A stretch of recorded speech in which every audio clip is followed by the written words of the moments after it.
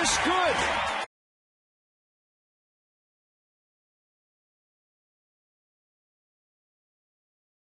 On Masson.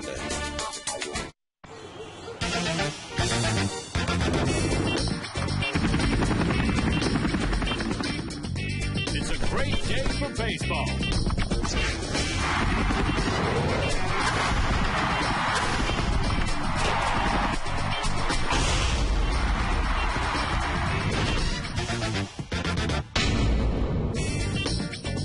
What does Danny Espinosa have in store for us tonight? I'm sure the Mets are wondering. It's game 2 of the 3-game series. The Mets are 12 behind Atlanta. The Nats are 7 behind the Mets and playing pretty good baseball lately. 7 of their last 11. Bob Carpenter with Ray Knight. This young man has done something nobody in big league history has done over his first 5 games. As many as 2 homers, as many as 6 RBIs. He's gone beyond that. And Ray, he's really been something to watch both sides of the ball. Yeah, man, defensively just as much. Great arm, great range, really nice soft hands, charges the ball, and last night just showing the ability to hit the ball all over the field. Pulls the ball left field for a double, right-handed, then he's able to go Oppo in Pittsburgh.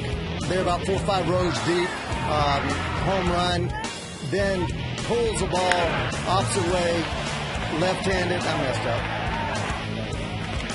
And he ends up driving the ball hard to left field, then driving the ball hard to right field, hitting the ball hard all over the ballpark, and you can tell I'm a little excited about it. I get to watching the thing instead of talking about it. Everybody's excited. Look at that. Most RBIs in the first 5 games of a career. Some interesting names, including Molitor and Dave Kingman on that list. But tonight, no matter how many runs the Nats score, it's going to boil down to pitching, and we're going to get a look at a new pitcher tonight, Yuneski Maya. Yeah, a man that a lot of talk about him, the best pitcher in the Cuban League, defected down to the Dominican Republic, and Maya is a guy that throws 5 different pitches. We're going to see all of them tonight, and everybody is just kind of up in the air about this kid, not really knowing much about him, but expecting a lot. 29 years of age, and last year in the Cuban National Series, which is their equivalent of the major leagues, he won the equivalent of their Cy Young Award winner. He was 13-4 with a 2.22 ERA, 7 complete games. Interesting as the Nats go international tonight.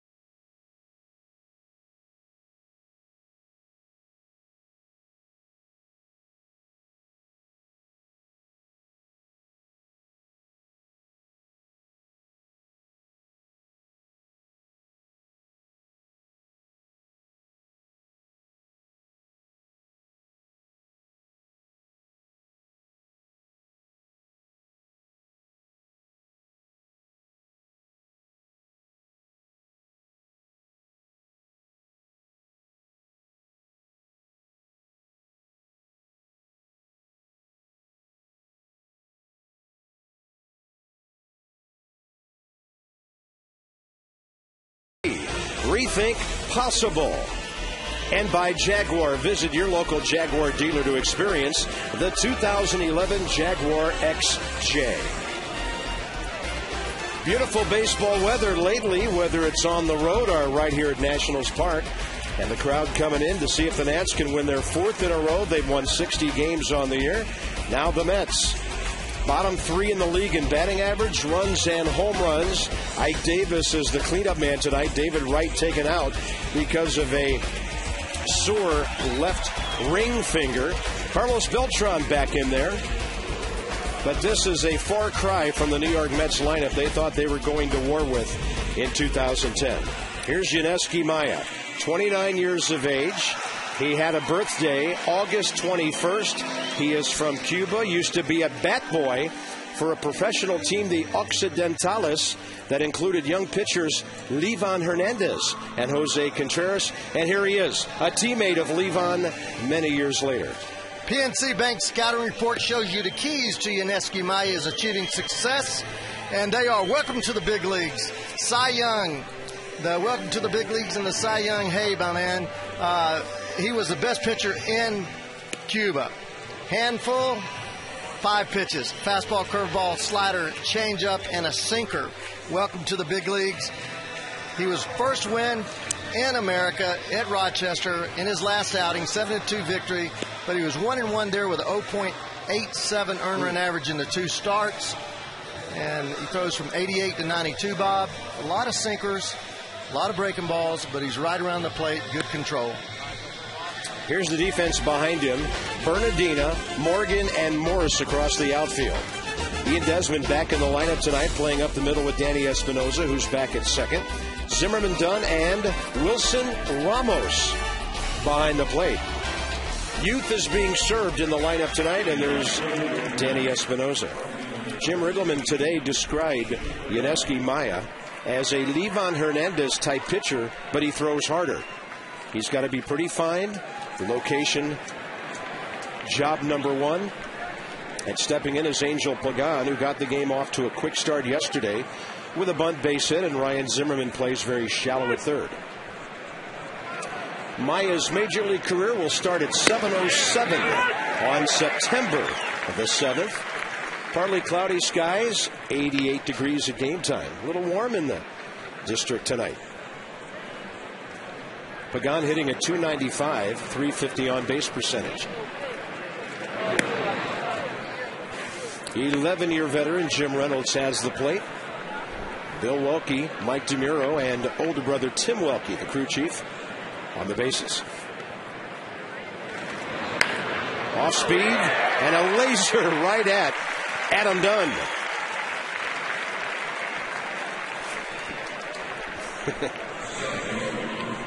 Well, an out's an out, whether it's a strikeout, a weak ground ball, or a hard line drive right at somebody. Well, he's thrown 3 pitches. He threw a 93-mile-an-hour four-seamer, 88-mile-an-hour sinker, and then that big hook right there that just didn't break. It hung up in the hitting zone. Here's Luis Hernandez. .292 hitter, switch hitter, only 4 for 19 from the left side. And Hernandez will slap one to left field. 2 line drives.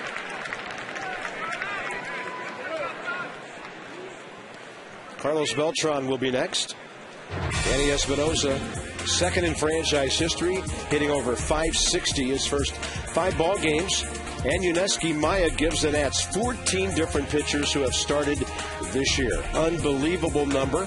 Ike Davis on base lately, hitting .255, but he averages 2 times on base almost every game out in recent memory for the Mets. Here's Beltran with Davis coming up.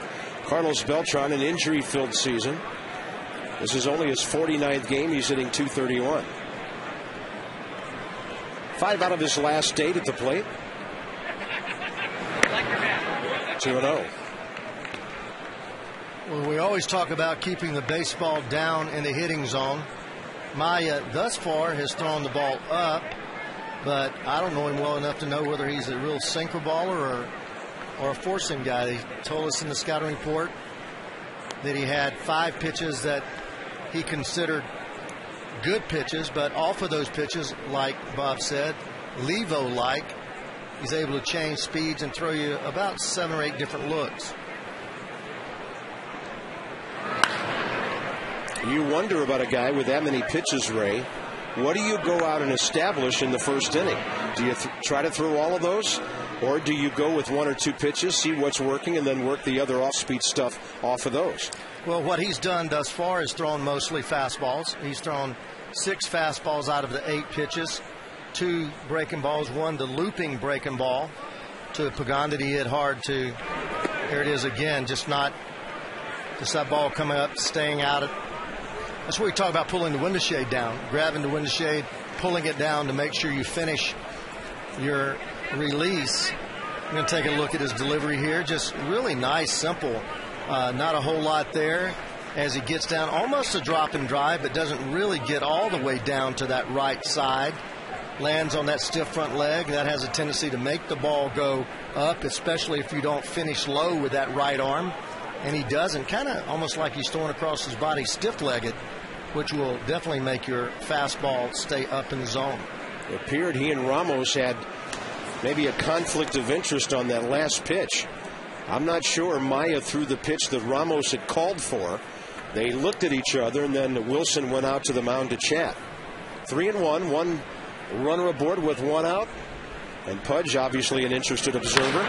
There's another line drive. That'll drop in front of Morgan. And the Nats are very fortunate right now that the Mets aren't on the board already. A line drive to Dunn, 2 base hits. Ike Davis coming up.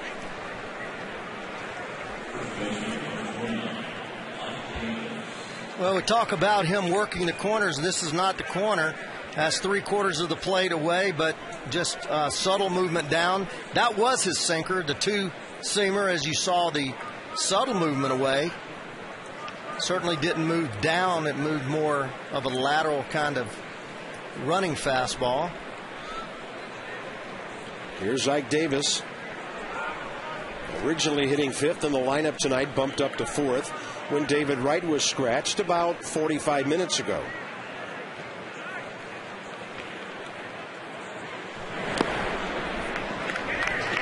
He goes off speed in the first one. Well, I'm sure this man defected to Dominican. He has to be nervous. First start in the big leagues, although he had the minor league starts and got better every outing, and especially his last 2 at Syracuse, where we told you he had a 0.87 earned run average there. That ball hit a ton out to right center. Nyjer Morgan watches it float way out of here. That's upper deck, right at the end of the second deck. I'm not sure we've seen a ball go in the deck out that far, and the Mets have 3 runs immediately. Ike Davis with his 18th of the year. That's one of the longest home runs we've seen hit here by a left-handed batter.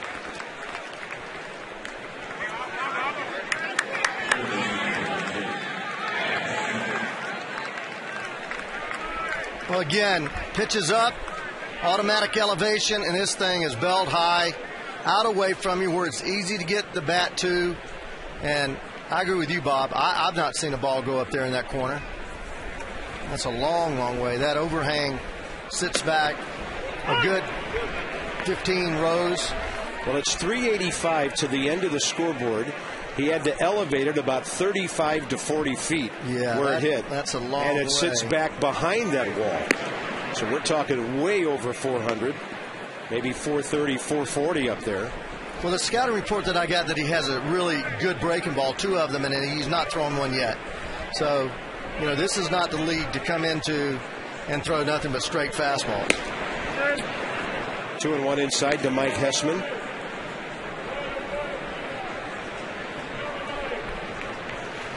Mike Hessman, 32 years of age, 77 games in the big leagues over 4 years with Atlanta and Detroit before the Mets picked him up as a minor league free agent.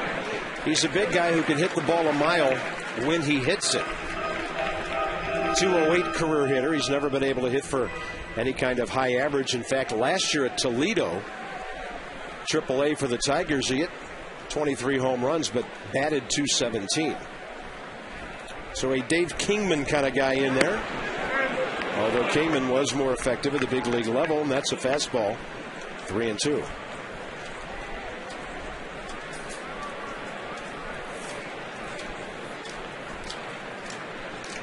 All 4 Mets batters have hit the ball hard. 1 out, 3 runs in. That's a breaking ball that misses. A sharp one, though. That's the first sharp one he's thrown. And here comes Steve McCaddy.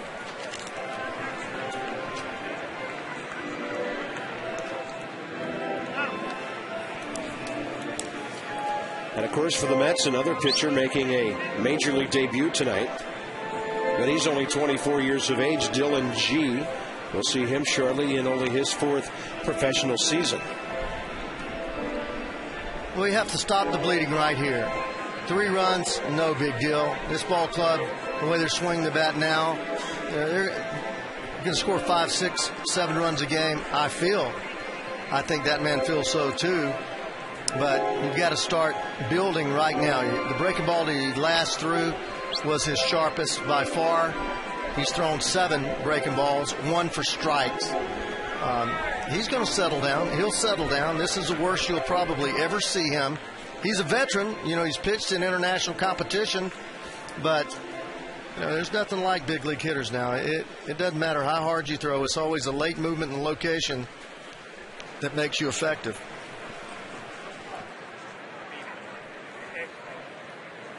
Here's Lucas Duda, the left fielder.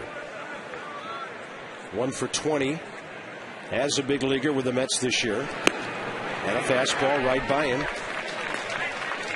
Backing up our theory that after the pitching coach visits, the first pitch is almost always the number 1. Trying to get ahead.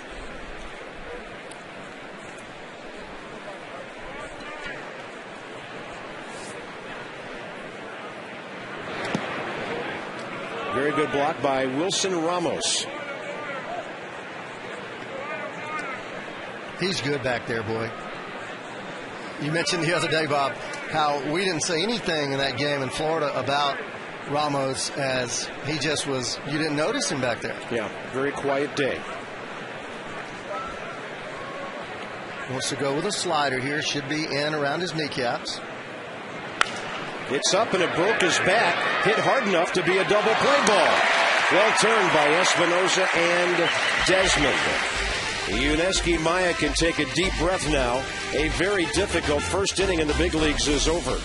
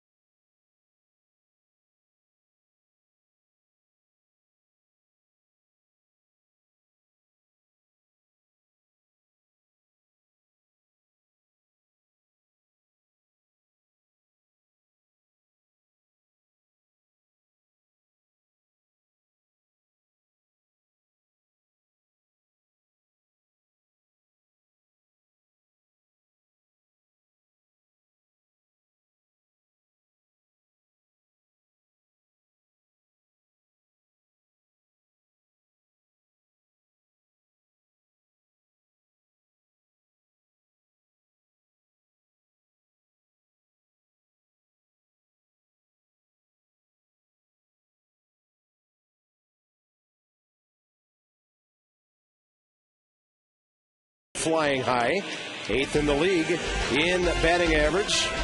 Ryan Zimmerman this month having a good one first week of September. In fact, over his time going all the way back to the 1st of August, he's hitting .321, so he sits at 300.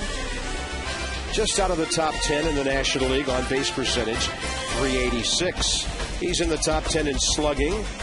Espinosa and Desmond are back in the lineup together tonight. And here's Dylan G., 24 years of age. Not a big guy, 6 foot 195 from Cleburne, Texas. He pitched at Texas Arlington collegiately, and the Mets took him in the 21st round 3 years ago. PNC Bank Scouting Report is brought to you by PNC for their Achiever and us all. G equals K, 165 Ks. I know it's the Syracuse record for all-time strikeouts and 161 innings pitched. Gopher ball, he gave up 23 home runs, second in the league in that International League in home runs. On the road again, hasn't been very good this year on the road. 5-5 with a 5.79. That means we win 6-3. I just saw Henry Blanco do something I never seen a catcher do before. What's that? A kid's first major league pitch was a strike, and he took the ball and tossed it into the Mets dugout. I've not seen that either. Jim Reynolds says, "What are you doing?" And then he turned around and explained it to him, but I've never seen that done before. What if the second ball he gets leaves the ballpark? Yeah, first pitch that you throw in the big leagues, you save the ball. I've never heard of that. I haven't either. 1 ball and 2 strikes to Niger Morgan with an on-base percentage of .319. Niger batting .258. I don't think the Hall of Fame called for that ball today, Bobby. Not unless he's going to have a perfect game going about 2.5 hours from now. Morgan 2 for 5 with an RBI and a run scored yesterday. Niger got jammed with a fastball and flies it to Beltran in center field. With Carlos Beltran in center, that moves Angel Pagan over to right. On the Mets defensive side, Lucas Duda in left field. Ruben Tejada, the shortstop, up the middle with Luis Hernandez, Mike Hessman, and Ike Davis. The corners and the catchers, Henry Blanco. Carlos Beltran had one of the greatest postseasons ever. Back in 2004, when he almost single-handedly put the Houston Astros into the World Series. He parlayed that into a huge contract with the Mets. You would have to call it mixed reviews, partly because of injuries ever since. Here's Ian Desmond hitting .289.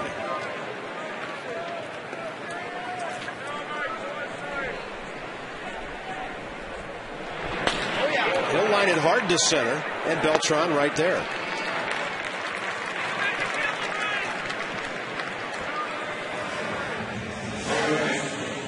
Desmond, guy is hitting nothing but line drives lately. It seems like he hits every ball hard. And just square, right in the middle of the bat. And he's gotten awfully quiet. That's a pretty thing right there. XM slowing it, XMO slowing it down. I just love that XMO, and you see the waggle of the bat after it makes that kind of contact. Had never seen that before until we got the XMO going. And those bats have some give to them. They bend ever so slightly, and they quiver coming off that ball. Here's Zimmerman. And Ryan goes to center field. Beltran's going to catch all three. This one the deepest, and the Nats are gone. Dylan G's first major league inning, a success.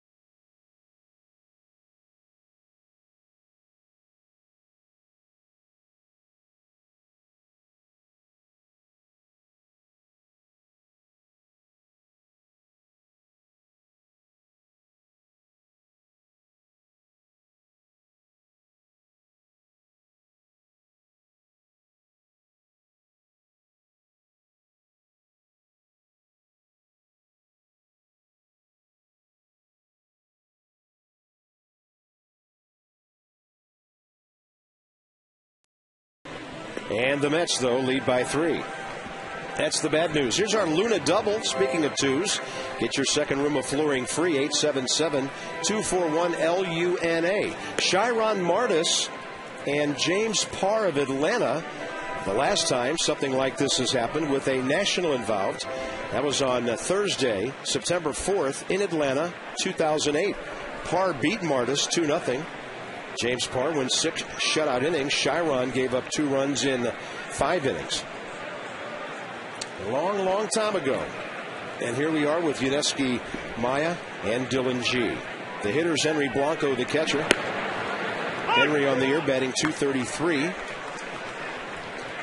Always a strong defensive presence. He just had a birthday, turned 39 on August 29th. And he hits one hard, but Morgan will go over and get it. Niger covering the ground for the first out here in the second. Slider very flat so far. The slider, pitch that he calls the slider that moves from right to left, has very little downward movement. And even though that ball got the outside part of the plate, because of the flatness of the slider, the hitter just went right out there with it and hit it pretty hard center field. Here's Ruben Tejada.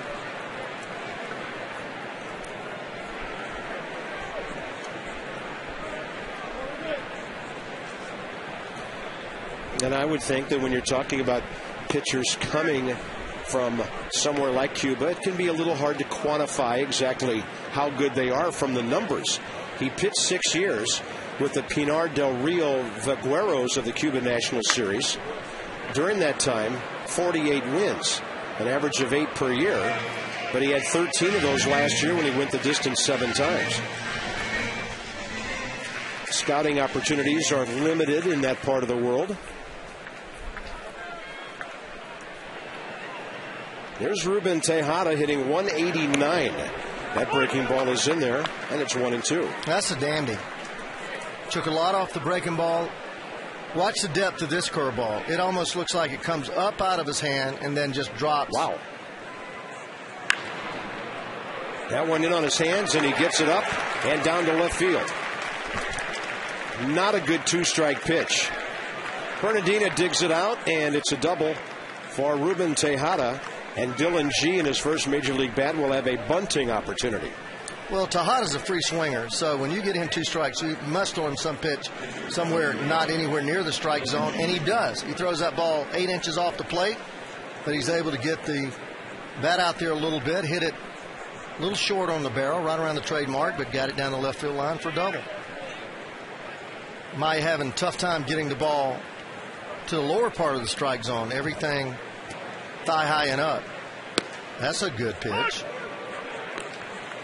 But, Bob, I cannot even imagine. I went to play baseball the second year in Three Rivers, Canada. And we came to the United States after, 10-game homestand and was always on the road for 12, 15 days in that Eastern League. There's another line drive, and it's by the pitcher who will get an RBI in his first major league at bat. So they weren't bunting. And Ray, I think this tells you the Mets dugout isn't real impressed with what they're seeing from the other pitcher. They had their pitcher swinging away right there, not bunting. Well, there's one out, so, the bunt probably shouldn't be in order, Bob. So you're going to go up there and try to drive that run in. It doesn't do you any good to get the runner over to third with 2 outs. But, again, the pitch is just way up, and he's been up as much as any pitcher we've had all year long. And you don't know if that's where he's had success. I doubt it. There's some pretty good hitters in that Cuban league and always has been. But he hasn't shown a fastball that had any really electric life to it. His breaking balls have been erratic. But I was going to go back to Three Rivers thing. I was never comfortable. That first 4 or 5 months, I was never comfortable. It was a French-speaking city in Three Rivers, and I was full of American teammates that all spoke English, but the culture was so different for me. Eating the food was so different for me, and a guy that leaves his family back at home, and we've seen it happen with guys very successfully with Levo, but this is his first day here, really. Mm-hmm. And he has to have all kind of conflicting feelings out there. Well, the Mets have 5 hits, 4 runs. He's retired 4 batters, top of the order now. Angel Pagano hit it hard first time right at Adam Dunn. Out of play left side, the count goes 2-2.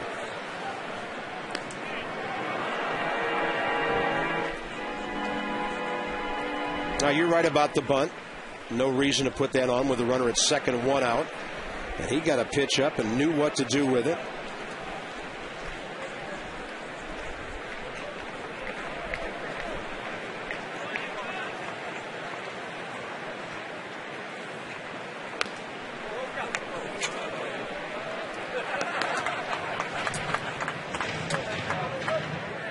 And that ball was caught by Mark Lerner in the first row of the boxes down by the dugout. Adam is hanging around just behind G. And then you see him back on up. He might as well just start back there. They're not going to start that runner. That's a foul tip. Sometimes you get in that mode as a first baseman that you think you're going to trick somebody, and they're just not going to run a young pitcher. 3-2, they might. But until it gets to 3-2, Adam could actually move on back another 4 or 5 steps, and kid just won't run. And a 2-2.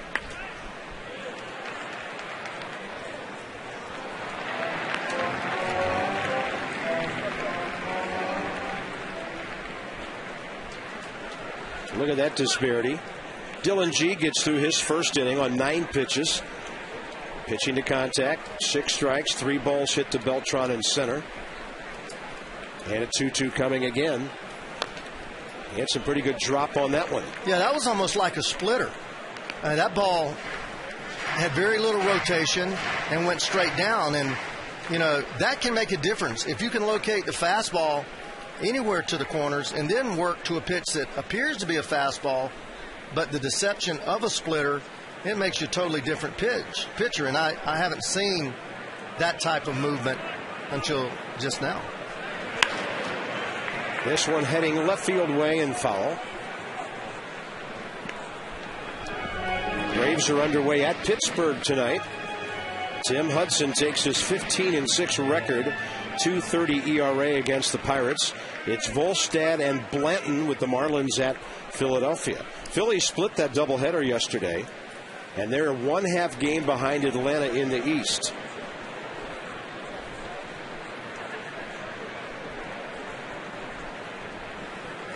Long at bat here for Pagan. And a 2-2. Changed up on him, had him way out in front. 2 outs. And his first career strikeout. Well, it seems that his best breaking ball has been the one that he's thrown the softest. This ball again goes up, comes down, a lot of depth off the plate. I mean, that's a good-looking breaking ball. He probably needs to get it down more, but because of the speed, look how, as he wraps that curveball, the great rotation that causes the wind resistance to turn that ball straight down. He was actually out in front of the pitch, right off the end of his bat barrel, as opposed to not being square with it. It was the speed. Now, that looks like a splitter. 83 miles an hour. The other one that you saw and mentioned, Bob, was 81 miles an hour. And that's really the first pitch that I've seen that doesn't look fat. The curveball, obviously, that he struck him out on was an exceptional pitch, but here at his 40th-something pitch, he's finally getting to a pitch that I can see why you would like him. Zimmerman over. No room. The ball hits the top of the dugout. I don't think Ryan meant to go down the stairs. One thing, Mike Rizzo, when he signed Maya, I had a little chat with him, and he said 4 or 5 of his scouts had seen the kid over 4 years, 5 years in the World Baseball Classic, and everybody liked him, and all that they said about him was that he knows how to pitch.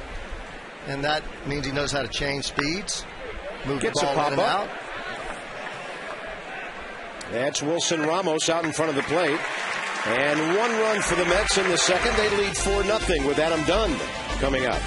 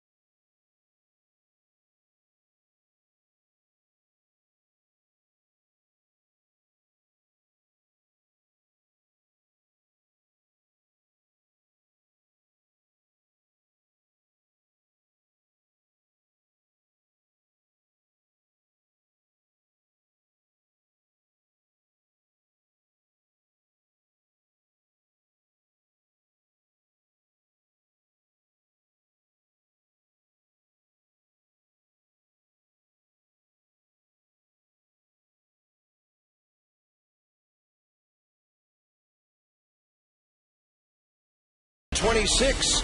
Your own great moment starts at Hager.com. By BMW, the ultimate driving machine. And by Resident Evil Afterlife in 3D in theaters September 10th. It's all Mets so far, 4 runs on 5 hits. Nats bats getting their first look at Dylan G. Offense has been in high gear. Last 11 ball games, Jim Riggleman's team averaging almost 8 runs a game, hitting over 315, extra base hits galore, and solid with runners in scoring position. Yeah, the best that the offense has been up and down the lineup all year long. You've had a couple of hitters, 3 hitters, sometime hot at the same time, but never everybody from top to bottom making contributions like over the last week. Here's Adam Dunn, who's 13 for his last 26. Usually a base hit, but not against the shift. Luis Hernandez throws him out. Bernardina and Morris, the next 2 Nats hitters here in the second. Well, he's playing him out there 10 feet on the grass. They don't have the shortstop on the other side, but hits that ball hard right in the hole. But because of his depth, he's able to go laterally and take a hit away from Adam. Roger Bernardina hitting .299 at home on the year, .266 overall. It's interesting, Roger collects more hits at home, but 8 of his 10 home runs away from here.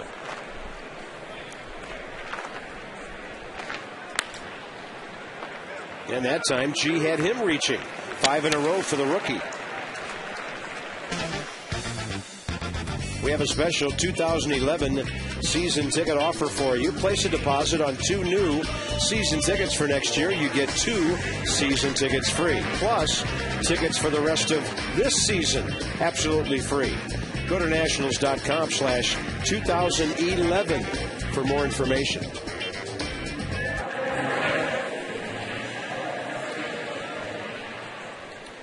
Michael Morse, the hitter.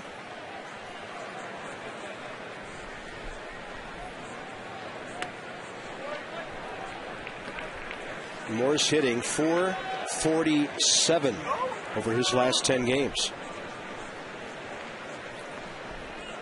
G's got the Nats swinging early in the count here. That's way outside, so Morse will be able to work it a bit. 2-0.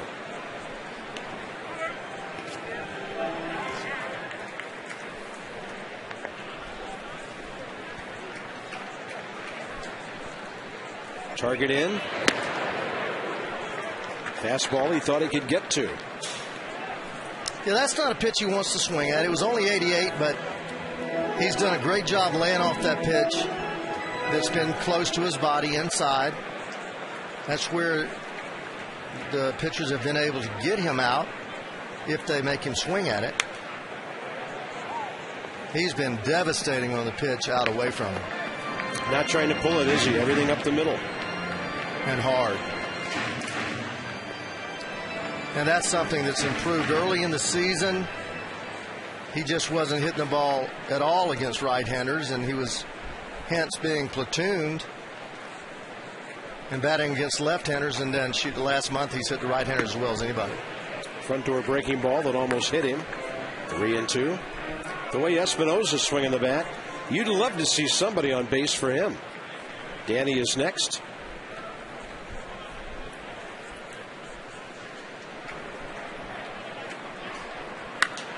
Michael still thinks he can get that high fastball. There was probably 1 strike during that entire at-bat. He's out. 6 in a row for Dylan G. His career off to a good start.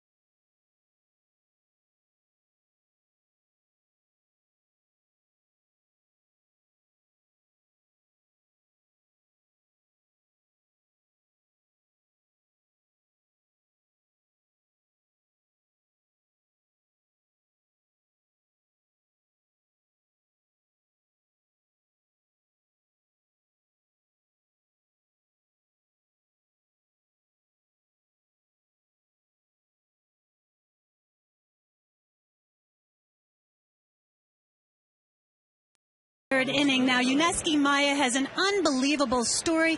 He escaped from Cuba, and Livan Hernandez can definitely understand what he's going through, leaving his family and friends behind. I see people come back to his own country and enjoying the vacation, and we're not allowed to go. So, you know, we got a lot of little pain inside. But it's okay, you know, during these years, mine go away a little bit, and he will be in the same situation as me, so. Yuneski's story will tug at your heartstrings. He first tried to escape from Cuba with his wife and 5-year-old son. They got caught. He was put in jail for 3 days. He decided it would be safer for his family if he left on his own. He did so by boat in September of 2009. Now he is still working to get his family out of Cuba, going through some legal channels so he can secure a life for them here in the United States. Bob? Well, the things Ray talked about earlier, new culture, new country. And you didn't have to break out of this country to go to Three Rivers, Quebec. No. It is an amazing thing these guys have to go through to realize their dream of playing big league baseball. Adam Dunn right there for the grounder from Carlos Beltran. Third inning underway, the Mets on top. It'll be Ike Davis and Mike Hessman, the next two hitters. And Ike Davis hit the ball a mile last time, right to the end of the second deck in deep right center field.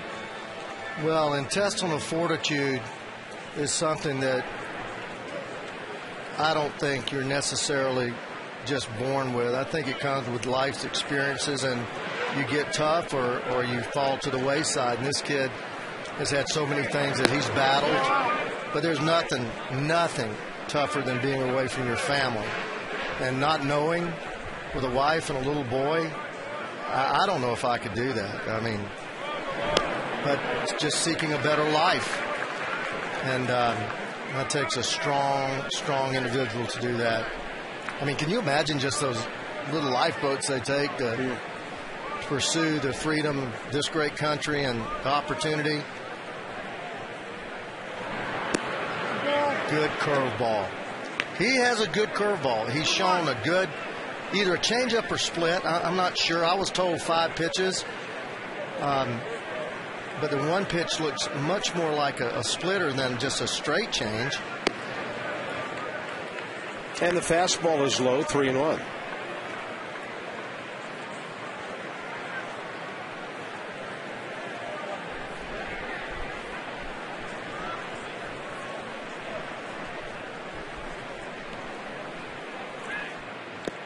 Didn't throw him a fastball on that count, did he? That was a 12 o'clock, 6 o'clock curveball. Yeah, and he's coming into this league blind. It doesn't matter if you go with your pitching coach and talk about he hits a fastball, he hits that. That's a great curveball.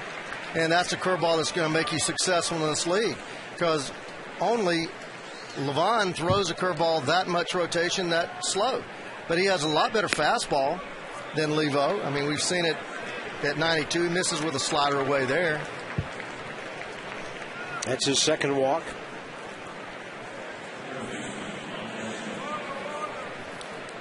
Mike Hessman will be the hitter. He walked first time and then was erased on the double play. Just can't judge people by short stints. It has to be the body of work, and we are going to get to see this guy, I think, for the whole month of September, and you probably will see him get better and better every outing. Greg Stammen starts warming up for the Nats. Jim Rugelman said today that Ross Detweiler could be making an appearance tonight.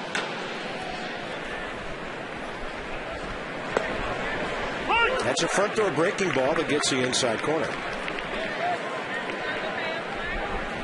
Well, Yuneski is really, I mean, he missed a whole lot of time not pitching in organized games. He went to Dominican, and that was a safe haven for a while. Left field, Roger Bernardina getting under it. That's the second out here in the third. Bringing up Lucas Duda, who hit into the 4-6-3 double play.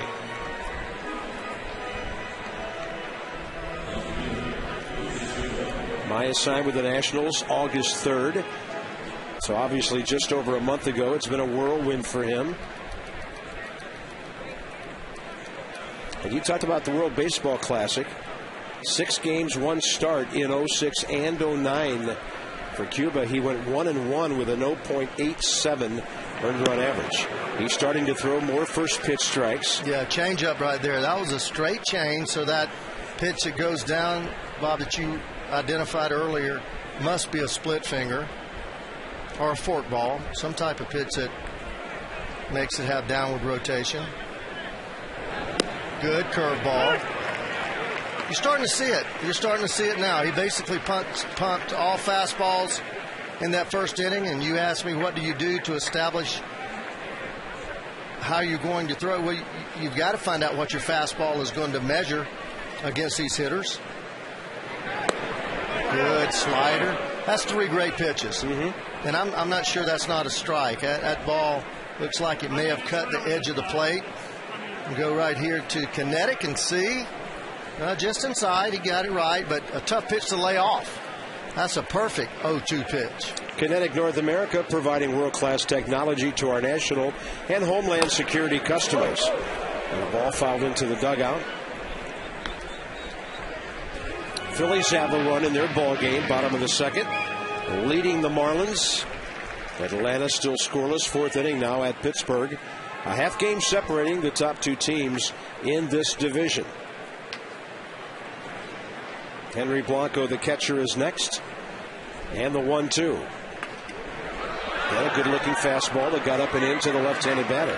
Yeah, he's getting a rhythm. He's getting a little feel out there, and every pitcher has to work their way to that feel.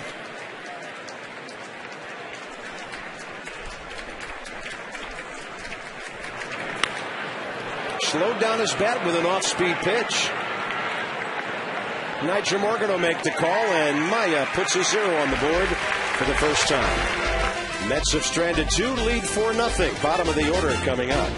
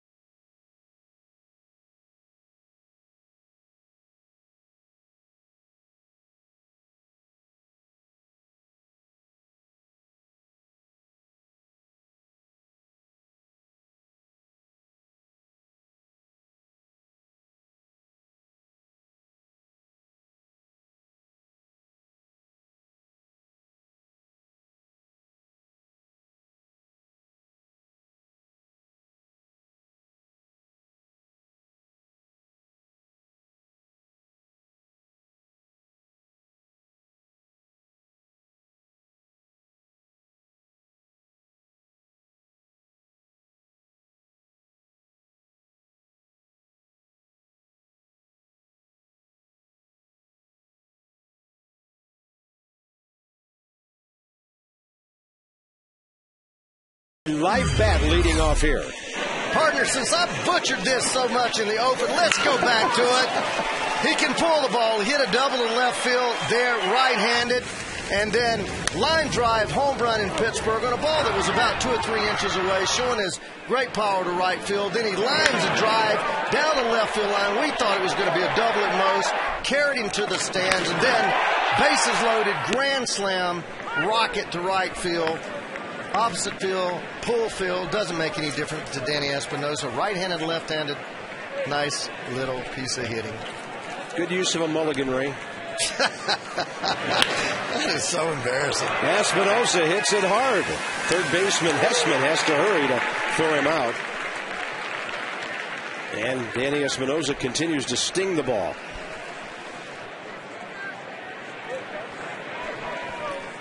Well, he's hitting this ball. It's a fastball. It runs away from him. He doesn't try to pull it. But look at the plate coverage. That ball's 5 inches outside.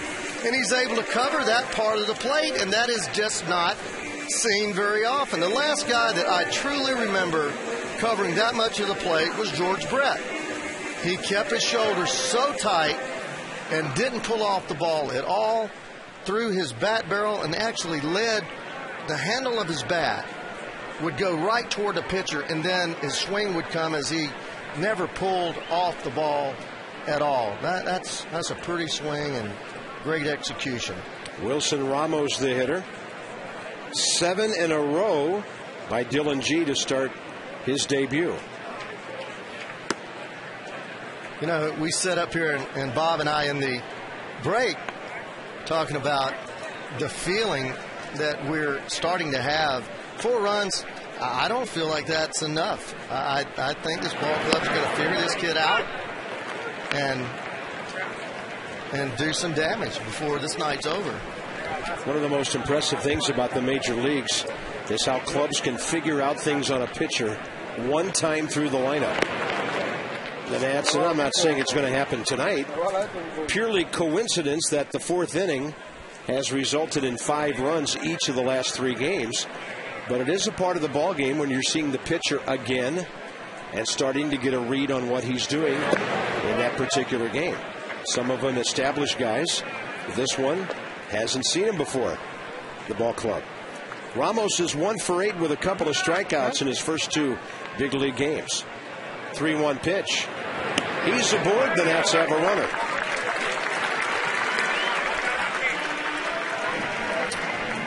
We have a day game tomorrow. Hope you can come and join us here at the ballpark or on Mass at HD. Levon goes against R.A. Dickey, the knuckleballer, who's 9-6. Off day, then the Marlins are in for 3. DC 50 joining us Sunday, as they always do. And then off to Atlanta for a 3-game series Monday, Tuesday, Wednesday of next week. The Nats will spend next week in Atlanta at Philadelphia. That'll be a tough road trip. Maya showing bunt, and he foul tips it. But nice form. Has his knees bent. The technique. Look how he has his knees bent, front of the batter's box, bat out front. Bat hits the top of the ball, which is correct. That's a good one. And he's going to run hard and be thrown out. That'll be 3-4. Davis to Hernandez.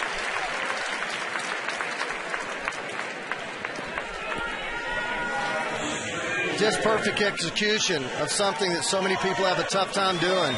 Squares the ball up perfectly in front, lets the force of the ball knock the bat back. That naturally kills it. You don't have to pull the bat back. As long as you hold it loosely in those 2 fingers out there, that ball will kill itself. Well, Niger swinging at a bad pitch. Strike 1.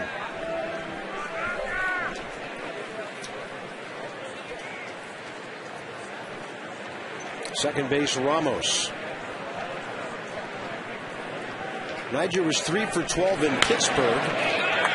Couple of hits yesterday, but he's out here, and so are the Nats. A walk and a sacrifice. Nothing doing offensively tonight so far.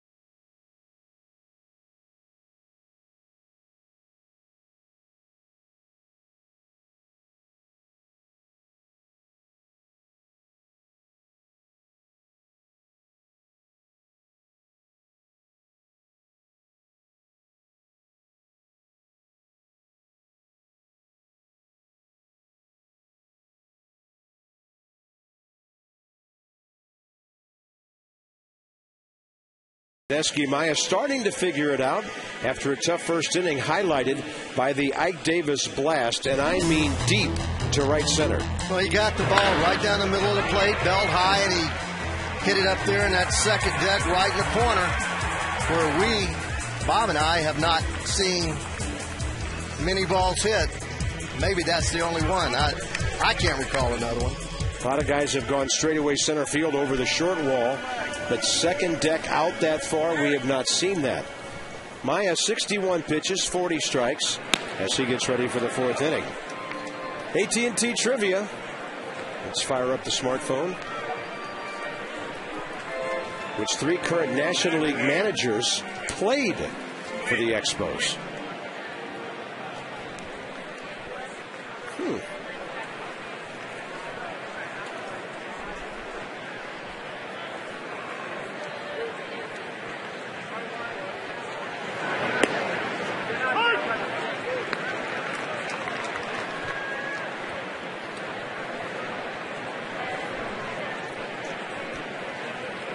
A lot of pitches, not very many for G, huh? Gosh. Jerry Manuel is one of those 3. He played for Montreal.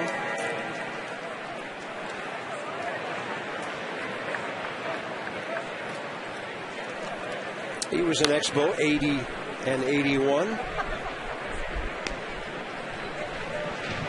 Well, the first hour of these 2 Major League debuts couldn't have gone more differently. Yuniesky Maya roughed up, but starting to pitch better now. 4 runs on 5 hits. Dylan G, 3 scoreless innings on only 29 pitches, 1 walk. Everybody else to contact.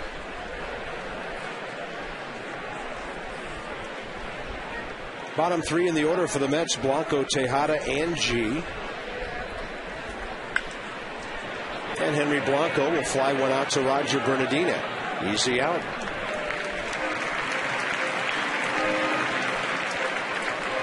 Ruben Tejada, the next hitter.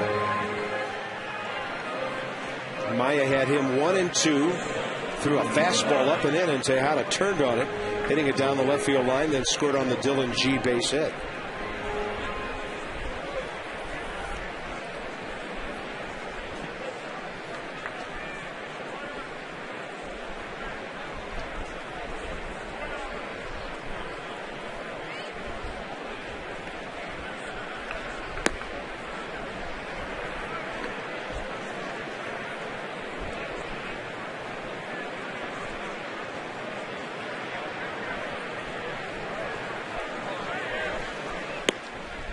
Drop down there. That's a different arm slot.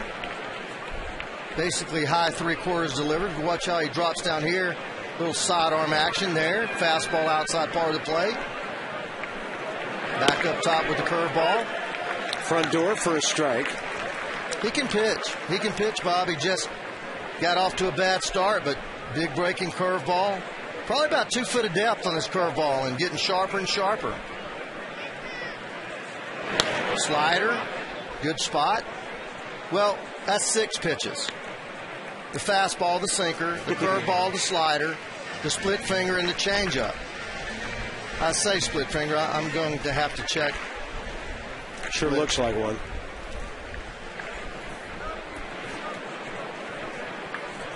One and 2 to Tejada with 1 out in the 3rd. He hung that one up and in. And Blanco, or rather Tejada, too early for it. Let's have a look at our game flow, brought to you by Bank of America. And the way this one has flowed so far, it's all Mets. 4 runs, 5 hits. A walk in the 3rd, that runner stranded. And he goes off speed with a breaking ball and misses 2-2.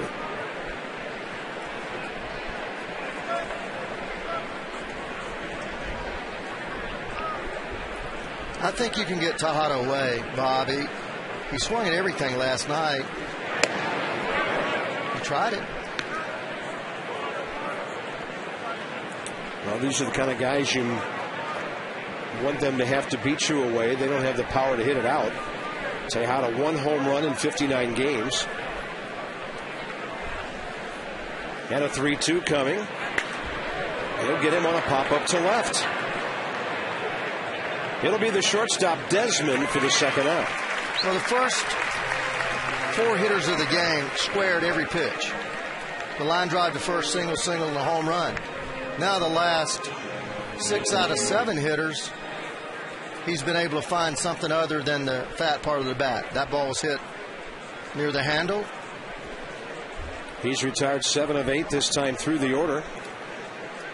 And the pitcher stands in his way. And G looks at a breaking ball in there.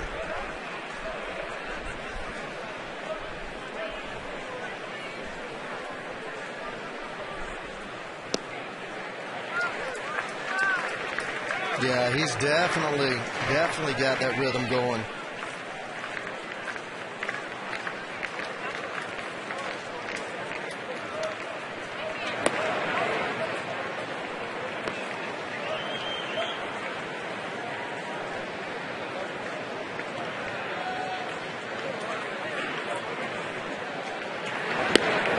Fastball handcuffs him inside.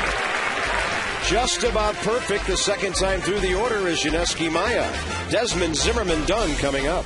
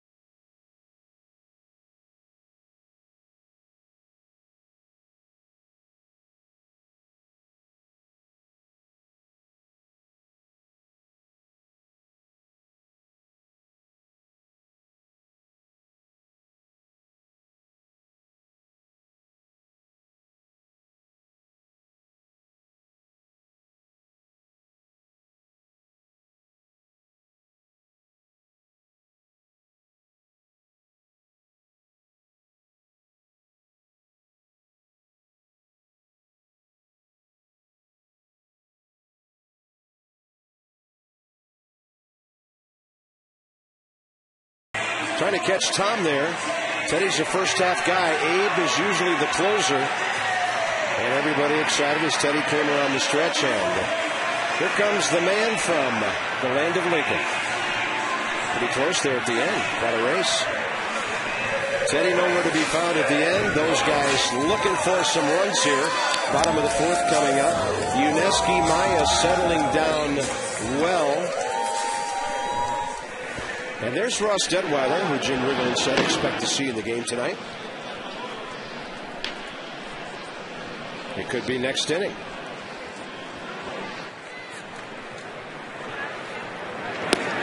Desmond hit a laser to center first time, caught by Beltran. Nats do not have a hit.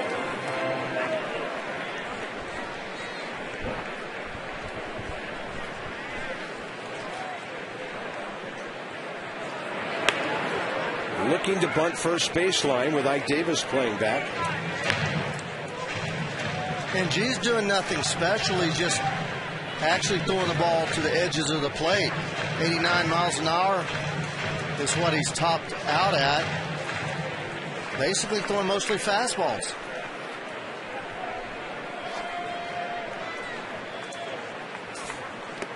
Ian with a good job of laying off that breaking ball. Zimmerman and Dunn to follow in the fourth.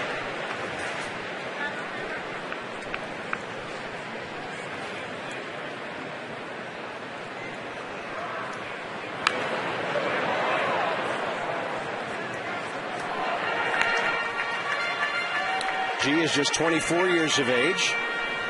Out of Cleburne, Texas. University of Texas at Arlington. Mets took him in the June draft 07, 21st round. And he gets Desmond on that big breaking ball. That'll be his first big league strikeout. Well, they got us tonight, Ray, on the trivia, unless we pull some names out of the hat here really quickly. I think maybe Terry Francona and Jerry Manuel would be my two guesses, but there are three who played. No, Terry Francona didn't. Terry Francona National League manager. Sorry about that. Yeah, Ken Maka and Brad Mills. Let's see.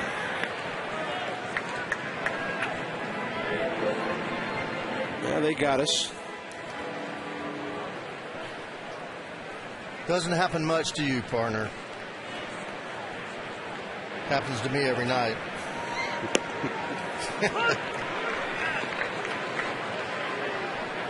Francona with the Red Sox. Ned Yost.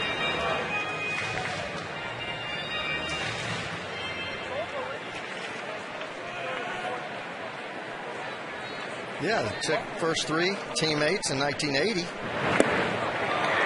And he is overmatching hitters right now. Getting ahead, keeping the ball down. Zimmerman looking bad against the rookie. And Adam Dunn will be next. Just as I mentioned, he's not throwing many curveballs. He breaks off two. Dandy. One right there to Zim, the other to Desi. Both of them the curveball type, big breakers.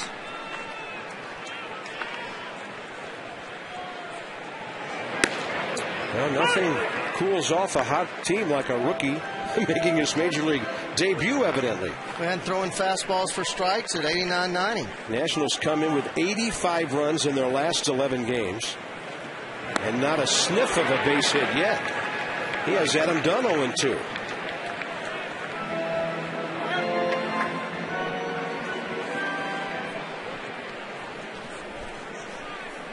Averaging right at 10 pitches per inning. Target away. That's a good waste of a fastball.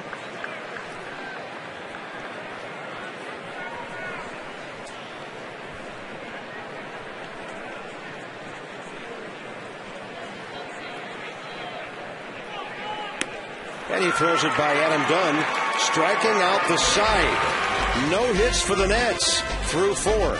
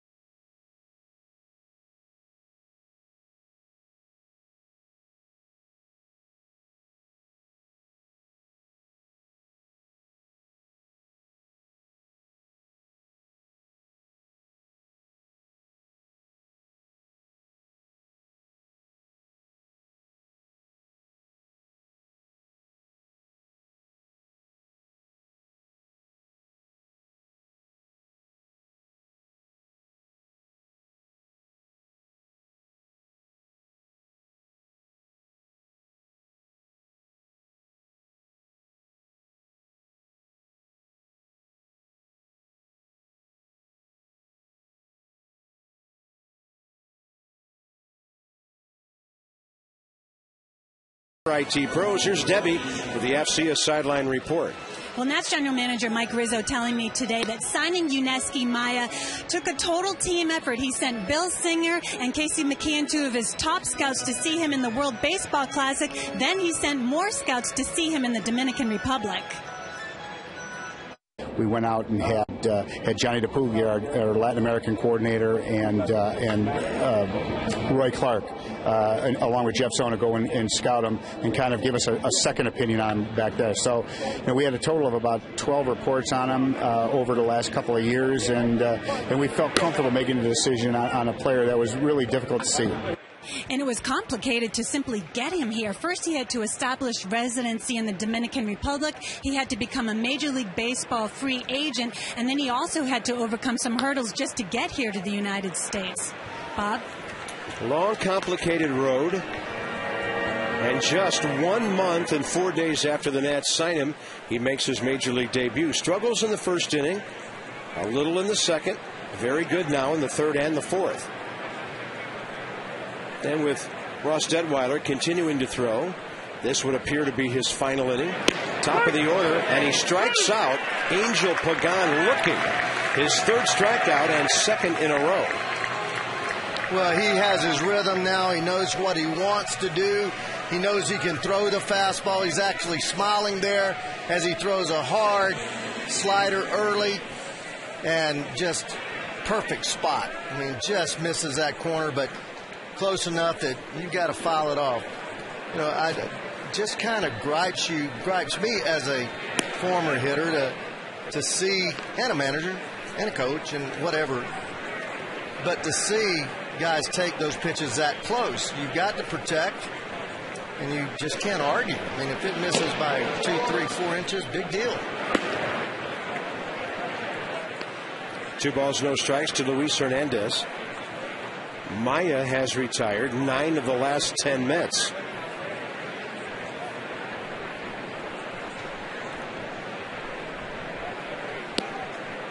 There's that straight changeup. Fastball count. Pulls a string down the middle, low, over the plate. Just a perfect pitch. 2-1. Took a little bit off and missed outside. Carlos Beltran 1 for 2 next.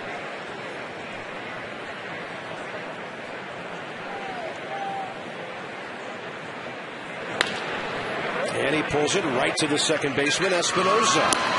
2 quick outs here in the 5th inning. We have Latino Heritage Night coming up on Friday. The Nats and the Marlins at 7:05. Live Latino music, dancers, in-game tributes to celebrate the contributions from Hispanic players over the decades. Don't miss a memorable evening at the ballpark. Nationals.com, 888-632-NETS. Get your tickets for the weekend. 1 pitch and a 1-hopper. Maya, if that's it, he finishes beautifully in our nation's capital. A long, long way from Cuba.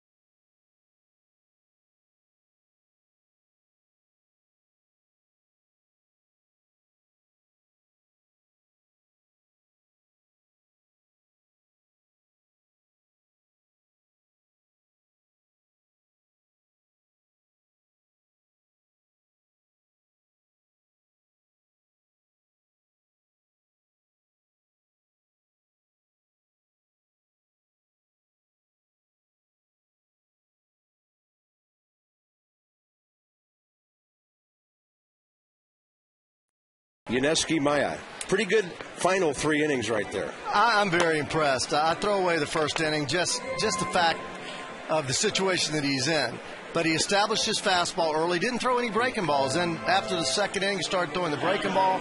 Very effective, the slider, the changeup, the splitter. He knows how to pitch. He's going to help this ball club if he stays healthy. No doubt about it. A very polished pitcher that will get better and better as he knows the league.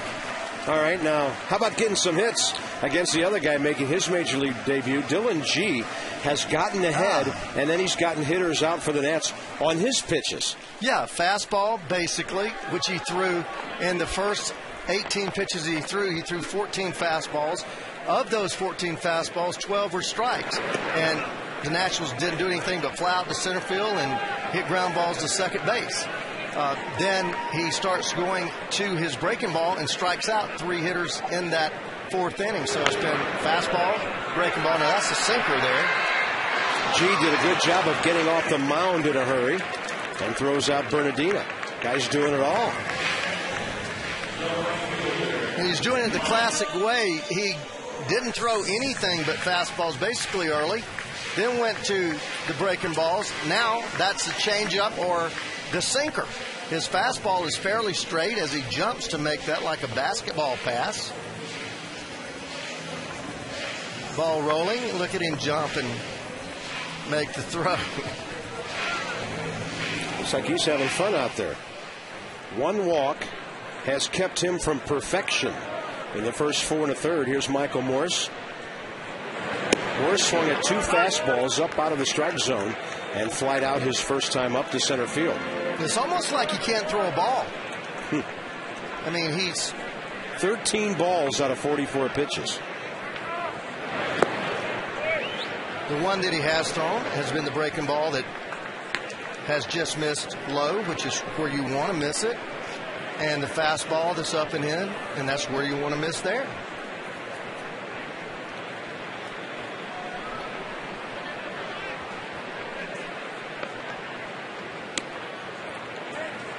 Marlins, by the way, got 2 runs at Philadelphia in the 3rd, another in the 4th. Phillies have just scored on Raul Ibanez's 13th homer.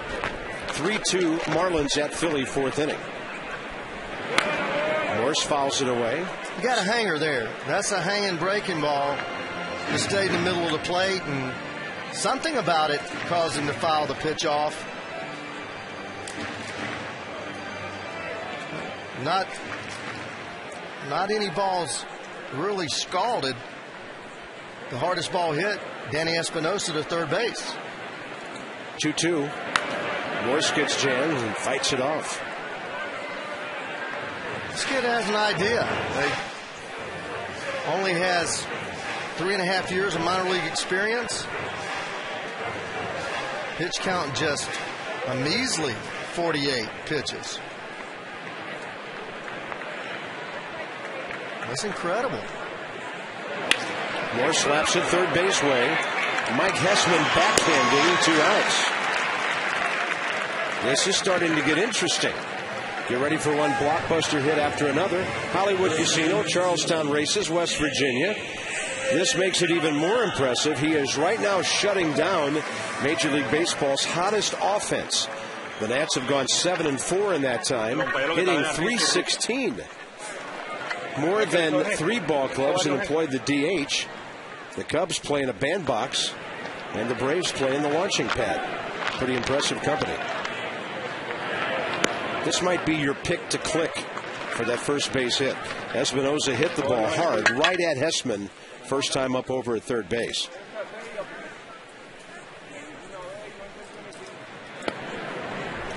Two and 0. Very quiet approach. But I mean, there's just not any lost action or lost movement with this kid's swing.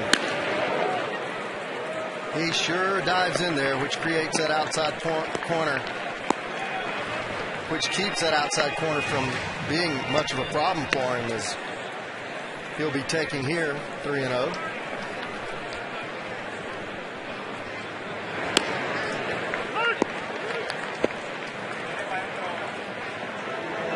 A lot of times when hitters take his right shoulder toward the shortstop, that much toward the plate, they jam themselves. He hasn't done that.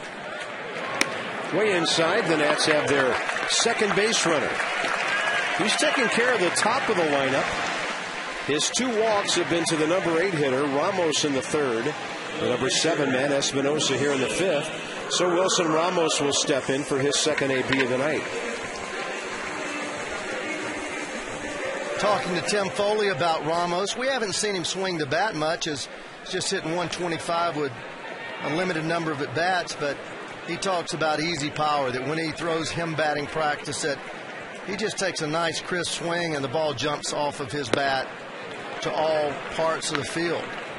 So this is a young catcher that is exceptional behind the plate, receiving the ball as well as handling the staff, and throwing is very strong.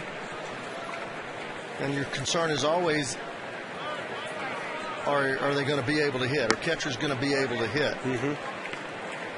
Because you don't get to this level unless you're able to handle pitching and throw people out. Willie Harris to hit next if the inning continues for Maya, who's thrown 87 pitches, 58 strikes.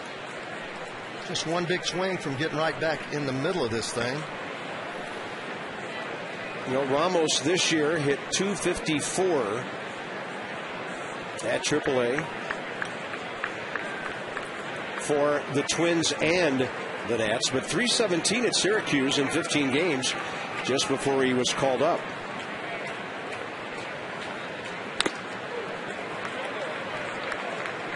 Pretty late swing. Yeah, he was tardy on that, and I wonder, did he get the breaking ball in his mind and just was a little defensive? He only had one strike, but that was the most defensive swing that I've seen him take. He has been very aggressive, selectively aggressive, meaning that when he does swing the bat, it's been a very aggressive swing.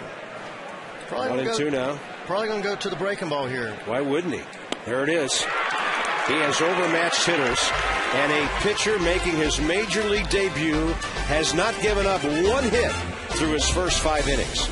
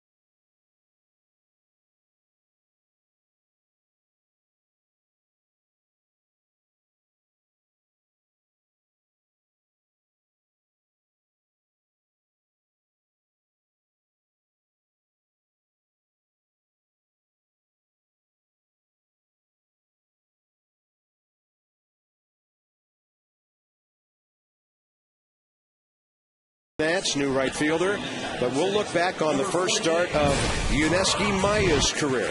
Well, the pitch to Hernandez was a good pitch. This ball was down and away, and he just caught it off the end of the bat and hit it to center. This pitch was not. Up, out over the plate, a home run, 3-run shot. This ball's up, double left field line, and then from that point on, he was able to start throwing the breaking ball, and the breaking ball was the primary factor in him starting to pop hitters up. There's the fastball running in, and the location got better and better as the game went on. He ended up going 5 innings, but the last 3 very effective and exceptionally impressive. Willie Harris will bat 9th on the double switch and play right field.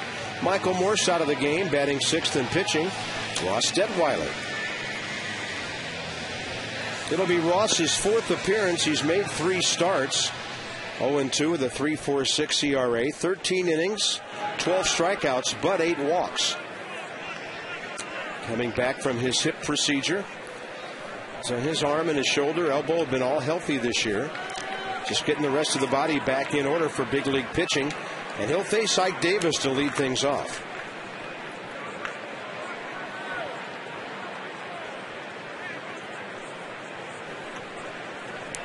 Davis, the 3-run homer and a walk.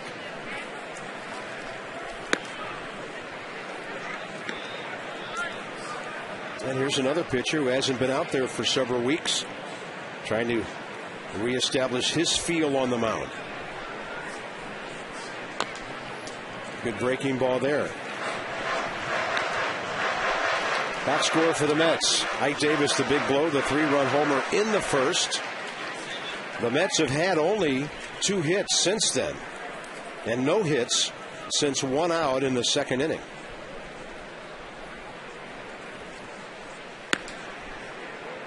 Ross Detweiler's been out for just over a month. 10 minor league starts this season, including rehab.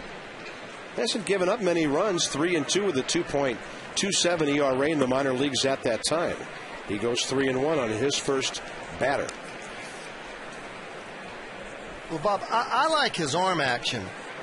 And by that I mean when he throws the baseball, his arm is very fast, but the ball, when you sit behind home plate, it jumps on you, and everybody hits him the opposite way. They don't seem like, well, there's a base hit to left. But still the opposite way. Seems like the fastball just jumps on people, and then he does have a dandy curveball, as you mentioned on that second pitch that he threw. I think Ike Davis is a guy who would be in the Rookie of the Year conversation. He'll hit 20 home runs this year, and if he keeps going, Ray, he'll be well over 70, somewhere between 70 to 80 RBIs, and he's been there from day one. And we've talked about this before. A lot of times when you look at rookies, you want to look at the guys who've been there all season long. That's a double play ball on a fantastic pick by Ryan Zimmerman.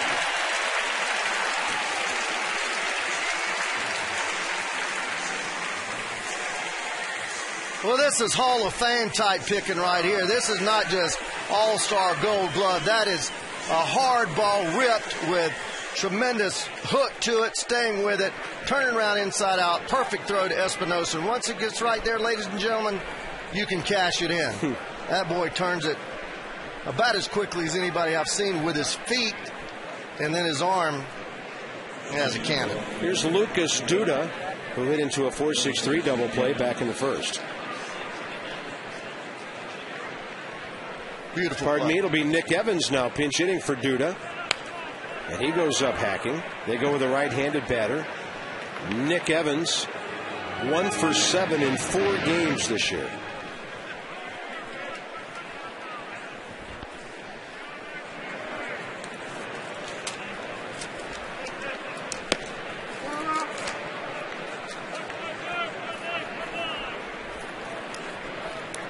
If this infield stays together, whether it's Espinosa at short or our main man, Desmond, I wouldn't be surprised if they lead the league in fielding next year, because Desmond's going to get better and better and better and better. I guarantee you, range factor, they'll lead the league. Well, and depending on the pitchers, there'll be candidates to lead the league in double plays turned. Oh, yeah.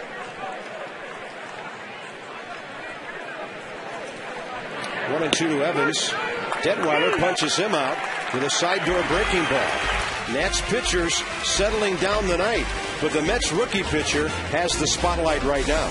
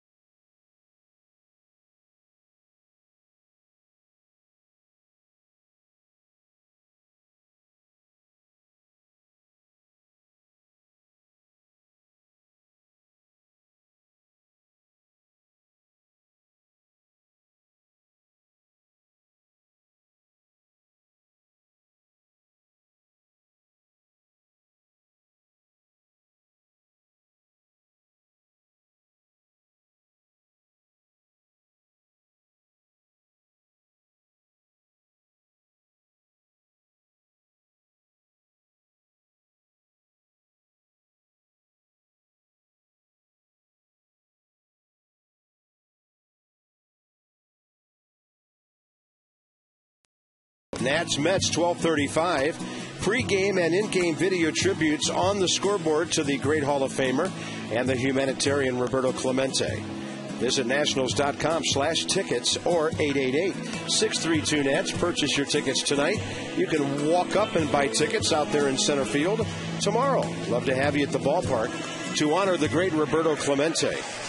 Two players for pretty much one move after Evans hit for Duda. Jesus Feliciano takes over in left field, and that's what you would call an empty box. 2 walks, a sacrifice by the pitcher. Nothing from the first 6 batters in the Nats order tonight. See if Willie Harris can do something about this. Willie's been a good pinch hitter this year now.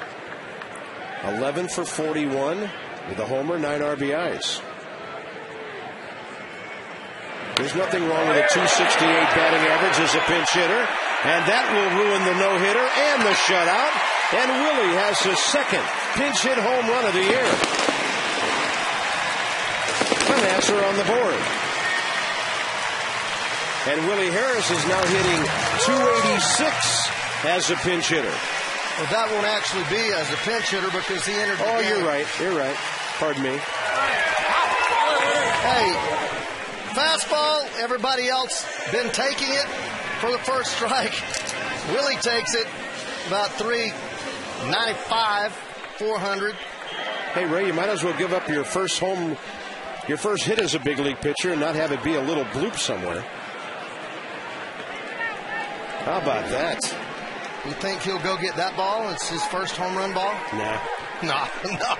No, that's pretty mean, Ray. Uh-oh. Guy's hanging his head and you're stomping all over him. Hey, he's got a different colored uniform on. Well, this game might be about to change. We'll see if Niger can follow that up.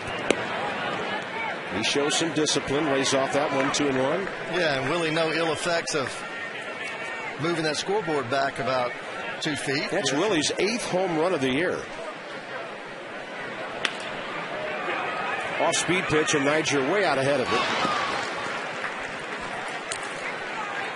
Next up, Desmond, followed by Zimmerman.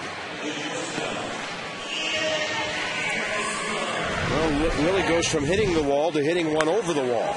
Yeah, he goes back hard and hammers that thing. I thought his left shoulder, but it ended up his head hit that thing, and he came out of the game, wasn't hurt, but I'm sure he was seeing stars and shook up a little bit, and the league takes him on into the clubhouse, but he, as a professional he always is, came back out and watched the rest of the game on the bench. Here's Desmond. He can hit a fastball. I mean, there is no doubt about he can jump all over a fastball.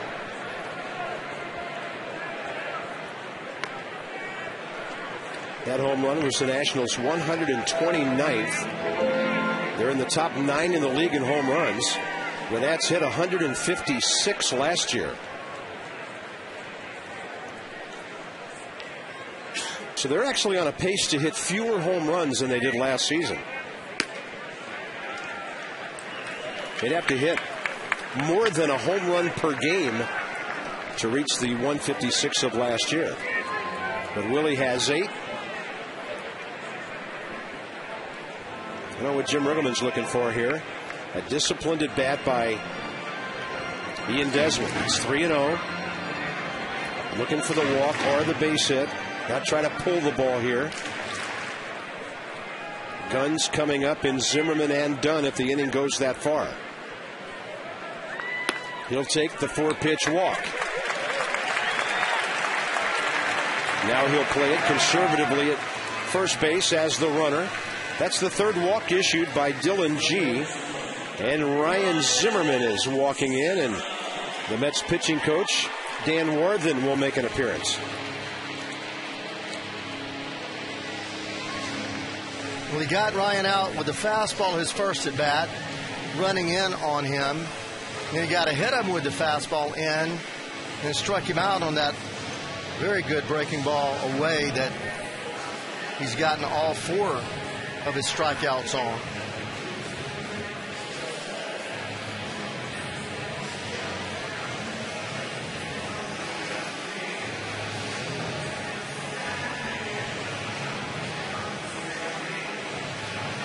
Yeah, it gets a little tougher, although for Maya, and it's been my experience that pitchers that have been around, that have pitched a lot as Maya has, they tend to struggle early and get it together and then become tougher. Young pitchers can sometimes get by with their stuff, but then the second, third time around, it becomes a little tougher to get people out. Zimmerman right center. Didn't get it.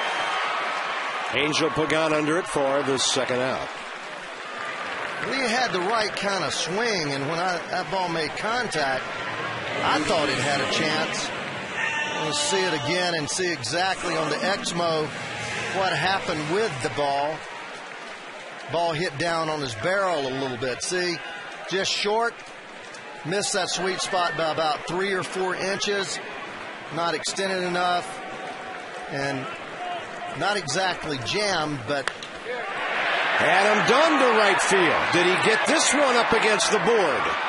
That ball is caught by Angel Pagan.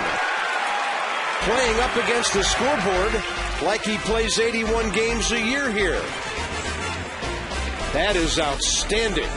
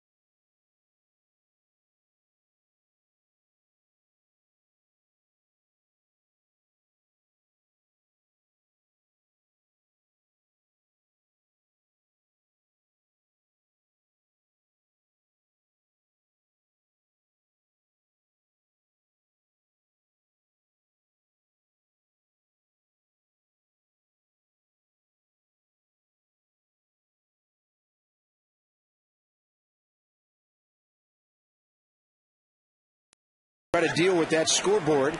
A lot of distractions out there with all the lights. And then you have to feel for the wall. It's not the same as a padded wall, Ray.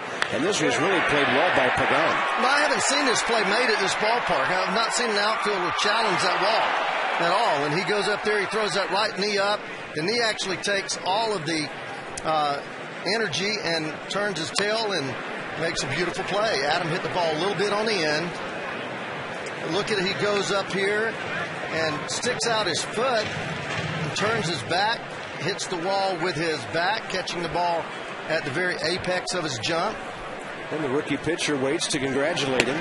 Angel Pagan, as we mentioned last night, when Moises Alou got hurt, started to slow down a couple of years ago, he played left field. This year he's played center field with Carlos Beltran hurt so much. And tonight he looks like he's been in right field his whole life. Well, he's a guy I would like to have if I were a general manager. Just good offensive player, good base runner, good base stealer. He's a leadoff man with a .350 on-base percentage and 10 home runs. And just a lot of energy. Not to mention 33 steals. Same number as Niger Morgan. It's interesting because Angel Pagan really wasn't supposed to be on their radar screen. Henry Blanco, the hitter. Good curve ball. UPS. And then Detweiler goes down and in to overmatch him and strikes him out. UPS store does a lot more than shipping, like offering moving boxes and supplies. They bring us our pitch track. Now the Nats have given up just one hit since the second inning. Just a good fastball inside, 78 miles an hour. So that must be the cutter. I don't know that that's the right reading, as that ball got in there in a hurry. And one of the toughest pitches in the game to hit is a left-hander cutting the ball in on a right-hander. That's where most of those guys wear those padding or those modified shin guards around their ankles from those type pitches.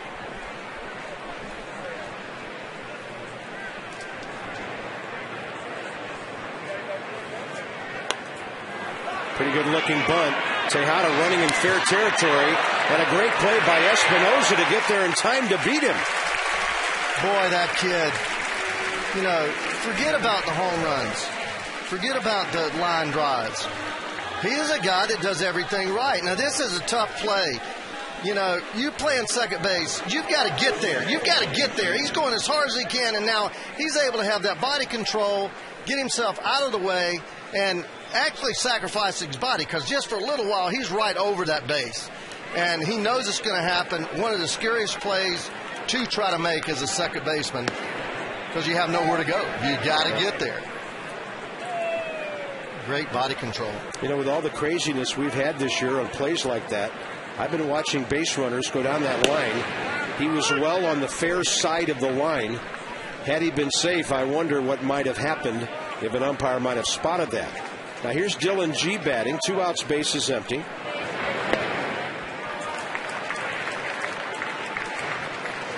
Good breaking ball tonight for Ross Detweiler.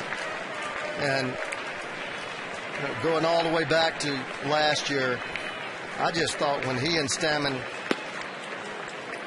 came up, he's throwing exceptionally well. That's 91. He and Stammen and Jordan Zimmerman were going that back-to-back-to-back deal that we had 3 exceptional young prospects, and I still feel that way. Jordan Zimmerman, obviously, a little bit more advanced. Stammen having some solid games now in the bullpen. This kid being injured with that hip most of the year, but you just don't find left-handers with this kind of arm action and that tight a breaking ball. Serious jammage right there, 3-2. That's right. Top of the order, Pagan, the aforementioned good defensive player and excellent leadoff man.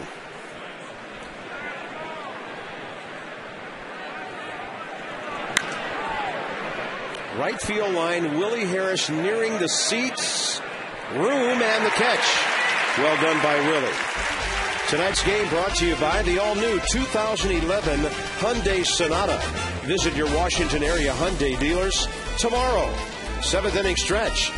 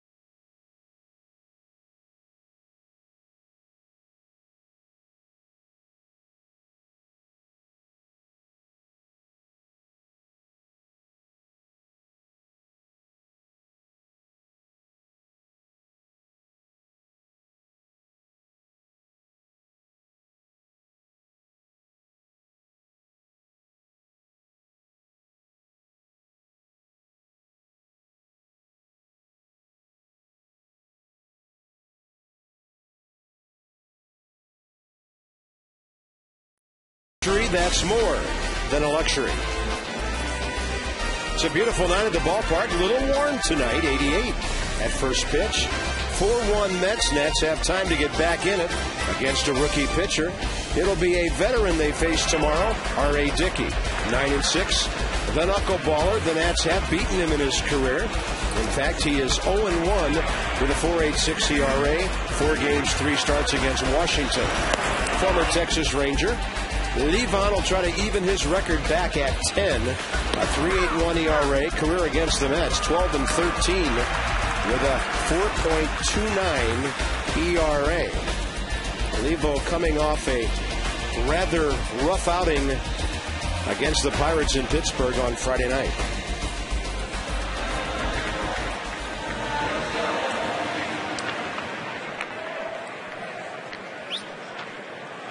And Johnny and Phil along at high noon.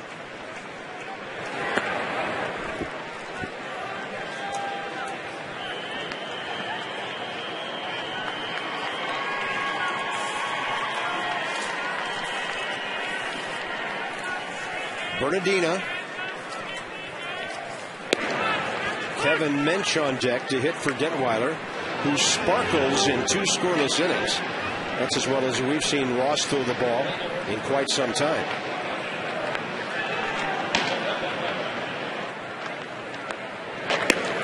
That's the pitch the guys have to lay off. A lot of fly ball outs early in the game.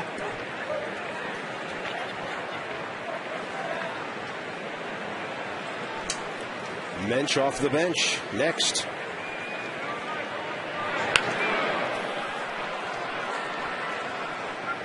So we'll give Ross Detweiler 2 scoreless innings, 1 hit. That man erased on a double play. Couple of strikeouts. And a good defensive play.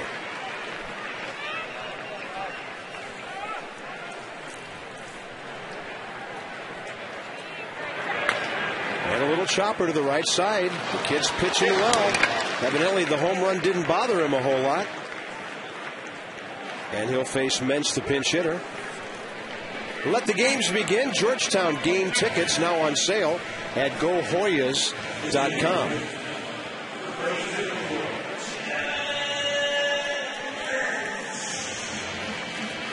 Whatever sport you want to watch the Hoyas, get after it. Here's Kevin Mensch as a pinch hitter, 2 for 12. 1 RBI.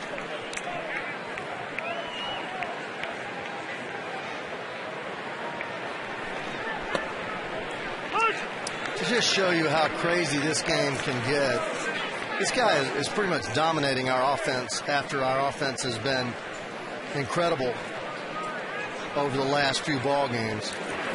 And in his AAA, just his game log over his last 10 games, he has not given up less than one game. He gave up 3 hits, but he's averaged 8 hits per outing. That is unreachable for Ruben Tejada. Well struck by Kevin Mensch.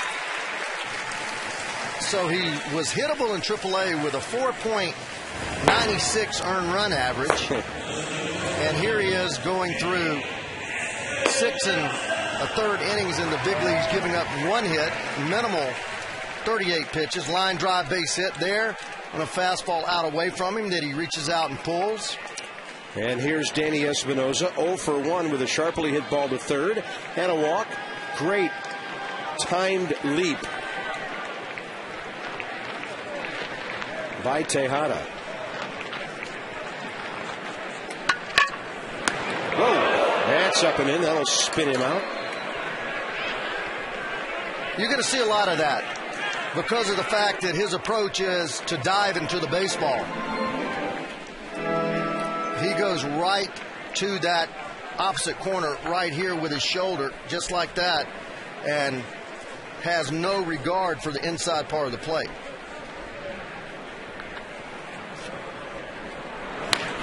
Rips it just foul. I haven't seen him get cheated on one at bat yet. Good looking swing. 9 Short. for 17. 1 walk. So he's been on base 10 times in 6 games.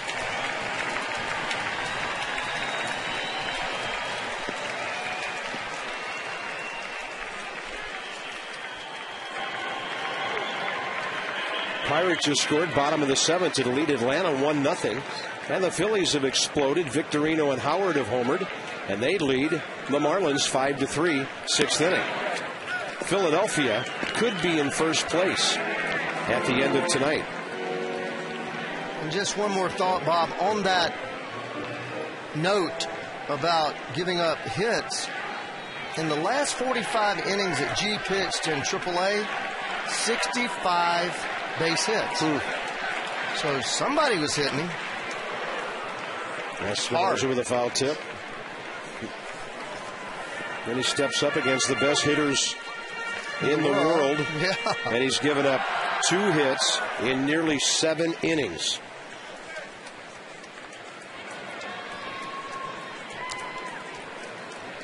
And I've always said that it's easier to hit in the big leagues, but it's not easier to pitch up here. I promise you. You don't run into 7, 8 hitters in AAA that hit like this kid. Had him reaching on an off-speed pitch. They'll get the lead runner if indeed Tejada was anywhere near the bag. And the umpire calls the runner out. 4-6 for the second out here in the 7th. Tonight's copyrighted telecast presented by authority of the Washington Nationals and may not be reproduced or retransmitted in any form. And the accounts and descriptions of this game may not be disseminated without the express written consent of the Washington Nationals. Runner at first, 2 outs. Clippard. Colin Ballister. Yeah, Ballister's been up for a while. They got Danny to chase the soft breaking ball, and I think that's where they'll go with him once this report gets around the league, and it's probably already around the league, that he hits the fastball so well. He's probably going to see a steady diet of those fastballs that knock him off the plate, and then they go to the soft stuff. Because it doesn't take them long to make an adjustment when you're hitting 550.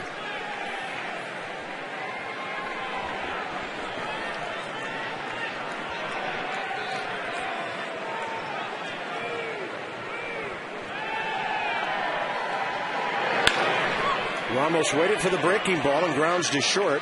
Tejada handles it perfectly. The Nats have been shut down. 1 run on 2 hits through 7. Great debut.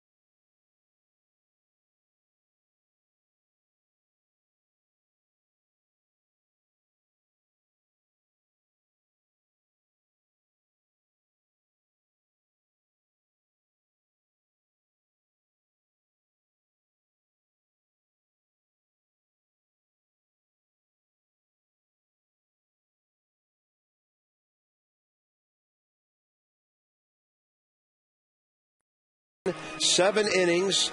The Willie Harris homer accounting for the only run. He has walked 3. Total command all night. Yuneski Maya, a much better finish than a start. His last 3 innings for the Nats, very good. And then Ross Detweiler, a great 2 innings, 6th and 7th out of the bullpen. Certainly was, as he came right in, got Hesman and induced him to a hard hit ball, but great double play by Zim to Espinosa to Dunn. Then the big curveball striking out Duda and Duda. Duda would be a song. And then Blanco going to cut fastball inside. Camptown races sing. Okay, never mind. Yeah, oh, man. Now there's a bouncing baby boy. Top of the 8th inning coming up. Top of the order, Pagan, Hernandez, and Beltran. And Colin Ballister will take over. 8th game. 14 strikeouts in 8 2/3. Colin is throwing much harder than we saw him when he came to the big leagues 2 years ago. He made 15 starts for the Nats in 08. 50 strikeouts in 80 innings. That ratio has really improved. And Pagan bunts it too close to the mound. Not a good throw by Ballister, but Adam Dunn able to handle it. But not a whole lot that he could do here differently as he throws the ball inside there. I mean, he fielded it. Good job. You know, a little errant. They tend to field that ball and don't take the time to go ahead and get the seams and just kind of throw it from the palm of their hand. Here's Luis Hernandez.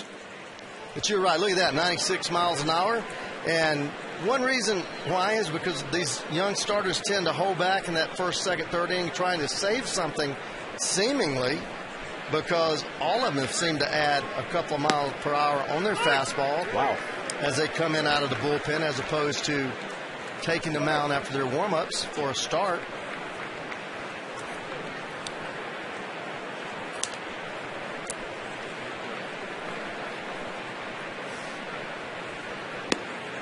That is right there. Ball game reaching the 9 o'clock hour here in the 8th inning. Pitchers very efficient right now. All the damage came early, and it came very swiftly. 2 hits in front of the Ike Davis towering home run back in the first inning. He tried to go side door with the breaking ball. It stayed outside. 2 balls, 2 strikes to Ballister. 24 years of age, had a birthday in June.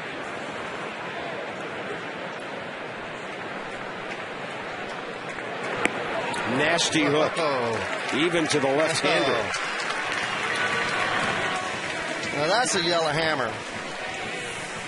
He throws this curveball or slider. I'm not sure what he calls it. It breaks like a curveball. Yeah, that's a slider. Wow. But nonetheless, great depth, great rotation, great location.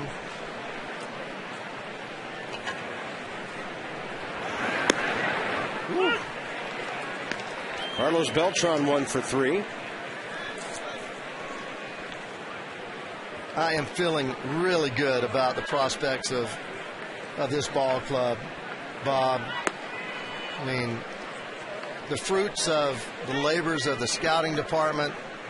Mike Rizzo came here from the Arizona Diamondbacks really as a scouting almost expert, as he was assistant GM to Jim Bowden, assumed the job, went out and hired the best people in the business, not afraid to hire people that would pressure your job based upon experience and success.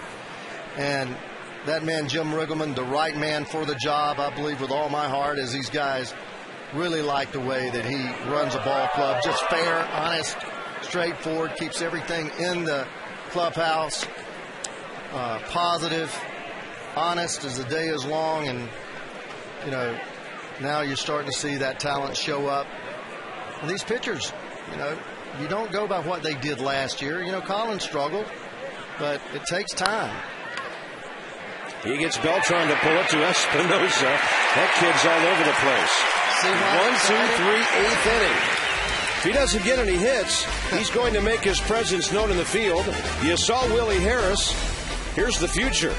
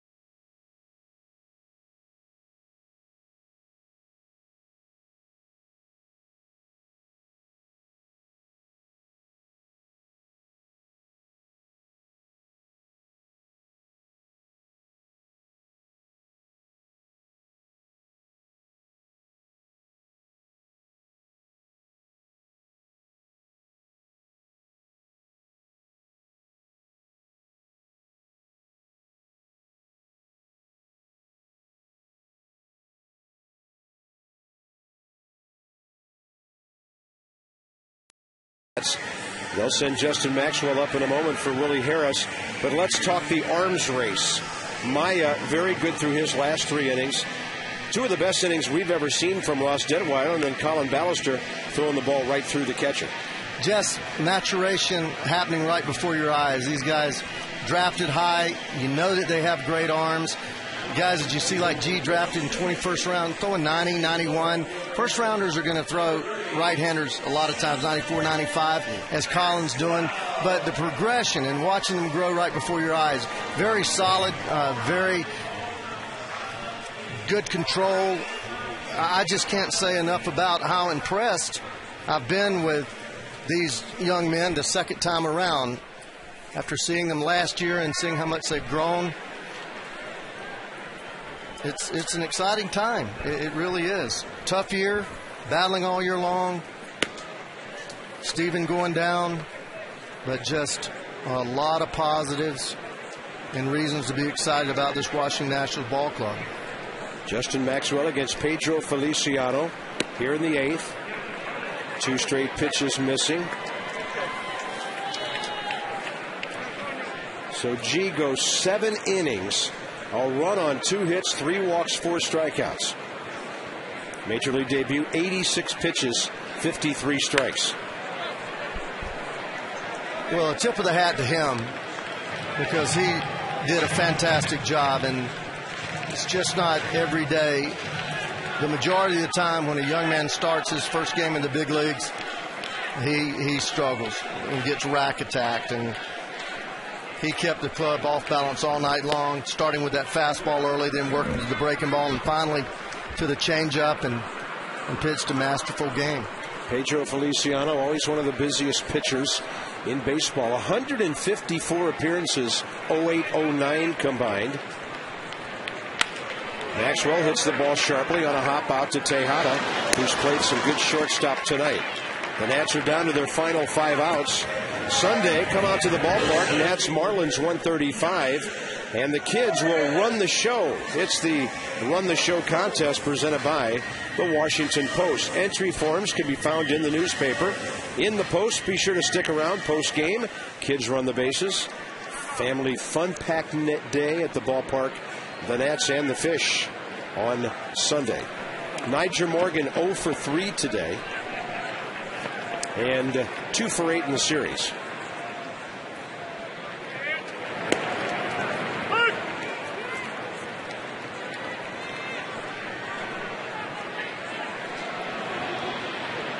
There's Joe Basinius, who opened some eyes in the minor leagues and looks like he'll get his first taste of Nationals baseball tonight. He has pitched in the big leagues before.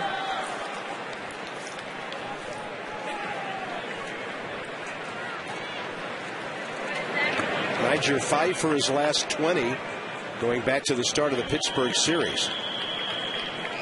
Hard throwing Bobby Parnell for the Mets. He does not have a save tonight, or this year, but he may get one tonight. The guy can throw extremely hard, and they're kind of going bullpen by committee with Francisco Rodriguez suspended. Resident Evil Afterlife in 3D in theaters Friday.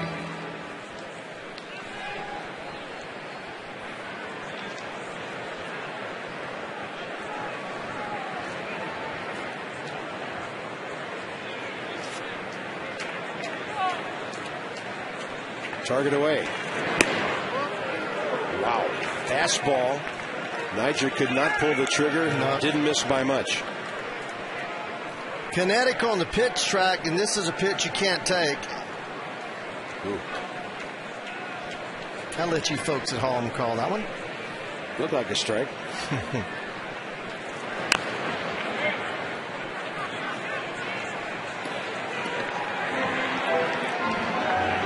Yeah, you've heard me say now for a week or so that you foul off the close ones with 2 strikes, and close, anything for me is 4 or 5 inches on the plate, off the plate, in or out, because you just never know what that umpire's going to do. Niger overmatched on a breaking ball. 2 outs, he's 0 for 4.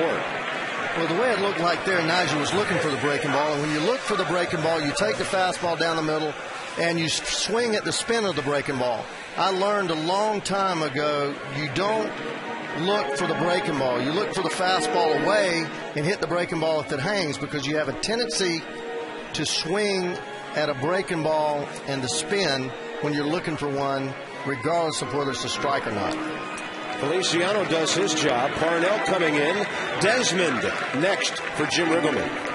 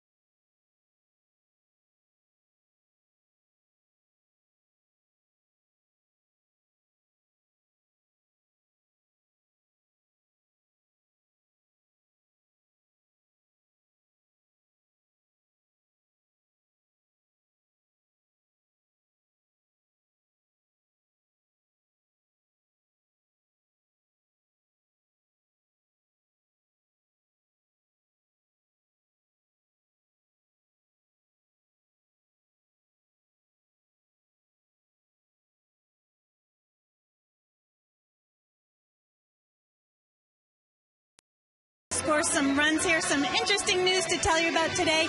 Josh Willingham was named the Nationals representative for the Roberto Clemente Award. He has done so much work in the community, and he is one of 30 finalists for the Ultimate Award that will be given out during the World Series. Josh doing a lot in the community. He goes to Walter Reed on a regular basis. He spends time with kids here at the ballpark. He has his own foundation, the Josh Willingham Foundation, that helps kids in his hometown of Florence, South Alabama.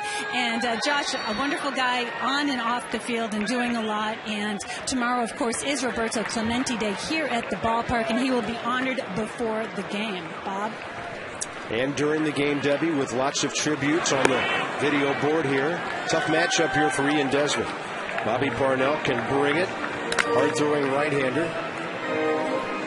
Des tonight 0 for 2 with a walk. Parnell, 2.51 ERA in 35 games. When this guy's healthy, he can be a very good back-of-the-bullpen right-hander. And there's that fastball, 97.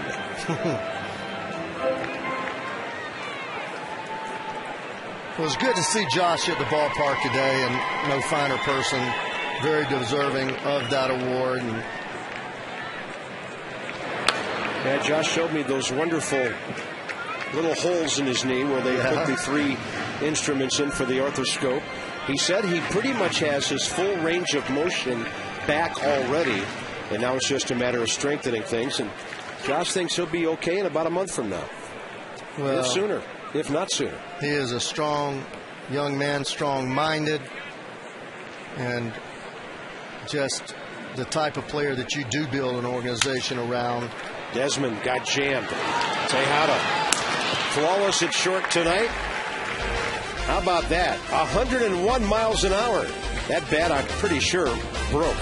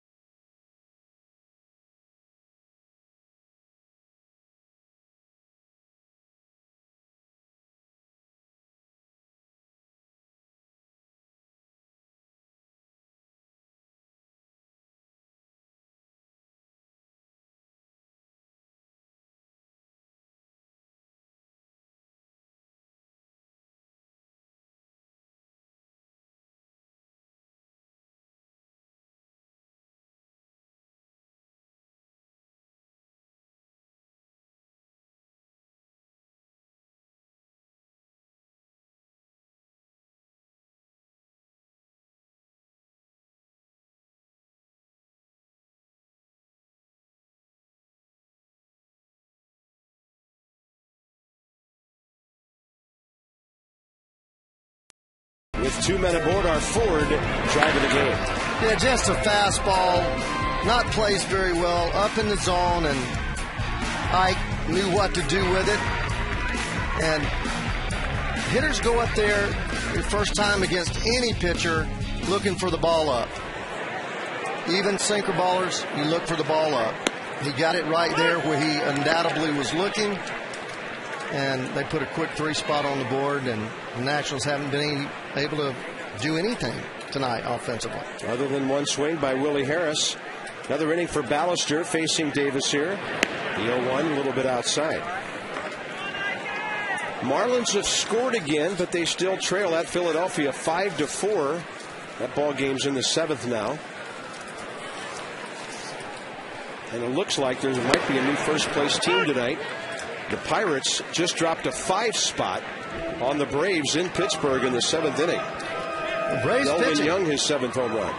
Braves pitching. Tommy Hanson hasn't won a game. And that was Tim Hudson tonight. Yeah, he has been good, but Jurgens and Hanson have not. And Derek Lowe has been shut down a bit.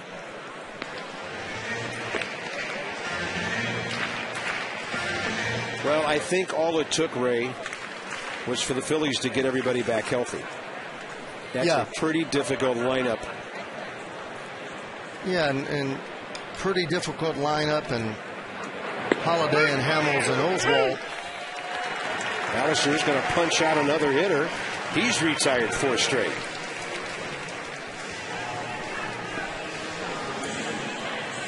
Well, he just rears back and lets that thing go on the outside part of the plate. A fastball that tails away. Good location. Umpire may be a little lenient. Generous? Generous. The right word. Thank you, partner. That's what you're here for. Lenient's a good one. Mike Hessman 0 for 2 with a walk.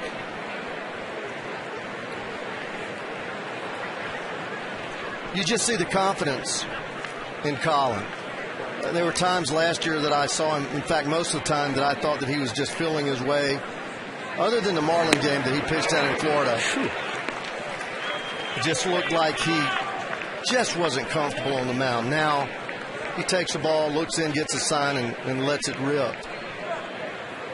And it couldn't have been easier for him several weeks ago when he hit Ricky Weeks and then hit Mark Reynolds in the helmet with pitches on 2 consecutive road trips.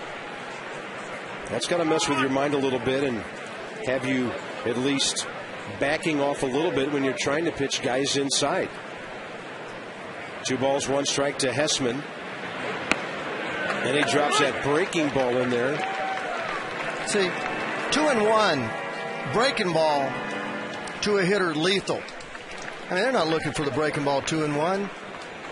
They're looking for that number 1 fastball. You throw it in there, and it's generally an automatic strike. 2-2. Then he throws the breaking ball way off the plate for his 3rd strikeout. And you remember how he would throw a good breaking ball and a bad breaking ball? And I would often say after the ball game, golly, this is one of the best breaking balls I see, but he's not able to repeat it. Now, he threw a good breaking ball for a strike, but then he comes back with a breaking ball that's even bigger, starts it right on the corner of the plate, works it off the plate for a ball, and the hitter chases it. Great rotation right on top of the ball, pulling that window shade down. And that pitch right there, the one that runs up and in, only thing he does is he pulls off the ball with his left shoulder and almost his head, pulls off the ball and ends up leaving that ball up and in, and that's what he did when he hit Weeks. And that's a mechanical thing. And can be straightened out just by looking at video and pitching coach telling you that you got to get your hand above the ball. But you crack people in the helmet, it certainly cause you to pause a little bit. Little sinker there, 87. That's something that he didn't really feature before. He was predominantly 4-seam all the time, learning to be a pitcher.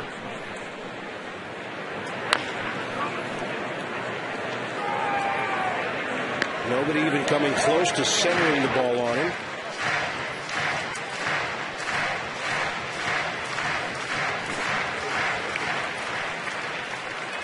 And they have one hit, as you mentioned, Bob. One hit since that second inning. Davis, and then he was wiped out with a double play. And that's going to be it for them, unless it gets into the 10th. Zimmerman, Dunn, and Bernardina, and they do have a left-hander, Takahashi, warming.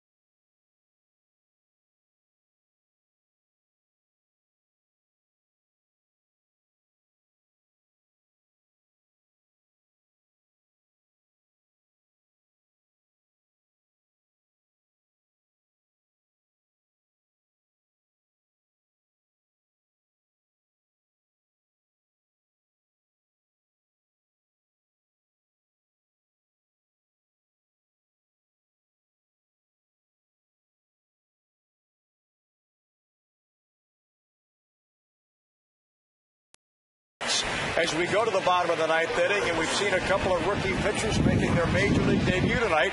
Unfortunately, the Mets pitcher just a little better than the Nationals guy. Yeah, some opening night nerves for Yuneski Maya, but this was a situation where I think they saw enough to like. After the first inning and the third, he settled down, pitched well after that. So we'll talk about that, and we'll see if we can break down this ball game for you as the Nationals come up in the bottom of the ninth. Let's go back upstairs to Bob and his partner. Thank you, Johnny, and that would be Ray Knight. And boy, I love that man. Partner. All right, this is Hisanori Takahashi. I thought they might leave Bobby Parnell in on a right-handed matchup with Zimmerman, then bring in the lefty, but they've gone with Takahashi, who does have 3 saves. Well, we talked to He's 3 for 3, by the way. We talked to a lot of people with the Mets as they bring an entourage with them. And they were talking about Jerry Manuel and how he managed, and they weren't critical. They were just saying that he just goes through a lot of pitchers. Well, in September he can. But like you say, there's not a need to bring the left-hander in when you have the right-hander already warmed up, on the other heated hand, up. Ray, I think he wants to have his lefty ready for Dunn and Bernardina because Zimmerman can't tie the game, can't even come close to it. So we'll see. This will be interesting. If Zimmerman gets on, then things get really interesting. A lot of managers want to give a reliever a little room, but this former manager, would face the right-hander with the right-hander, then bring him in and face the 2 left-handers. Zimmerman 0 for 3 tonight. But that's why I'm up here in the booth. He'll live longer up here. Yeah, no question. That's on the corner. Takahashi has had 8 consecutive scoreless appearances.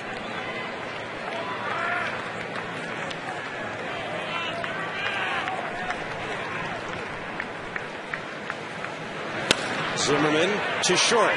Tejada. Can he do it again? Ryan beats it. He made a good glove play. It took Tejada a while to get rid of the ball, and Ryan Zimmerman was able to leg it out. Now, I want to make one other point after we look at the replay here. He makes a great play. He just stumbles right there trying to get up as he clicks his heel behind his knee and couldn't right himself. Zimmerman running on the crack of the bat, as all these Nationals do, but that's got to be a base hit. All right, my thought. If he's your closer, yeah, you give him the 9th inning clean. But if he's been managing his bullpen where you go percentages, you go get Zimmerman with the right-hander and then come in with the left-hander to get the other 2 guys, because you don't want this to happen. The percentages of Zim getting a hit against a left-hander are much higher, no doubt about it. And goes fastball for a strike to Adam Dunn, outer half. And it is all about building an inning, and the only way you build an inning is getting base runners. So, but I would say the majority of the managers, in fairness, like to give the closer that is the closer, the true closer, the inning with all the inning. Well, if it's a 2-1 game, maybe 3-1, maybe he doesn't do that. But as mentioned, Zimmerman, one hitter with the Nats down by 3. They still need another base runner or 2. And Dunn, great job of laying off that breaking pitch. 2 balls, 1 strike.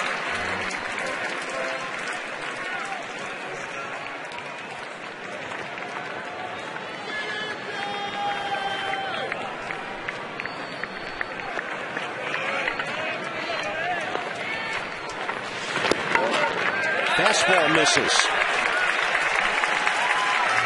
Alberto Gonzalez next for Roger Bernardina, as Jim Rugerman likes the right-handed, left-handed matchup. The Mets have nobody warming up in that still crowded bullpen of theirs. And Dunn takes one right down the middle.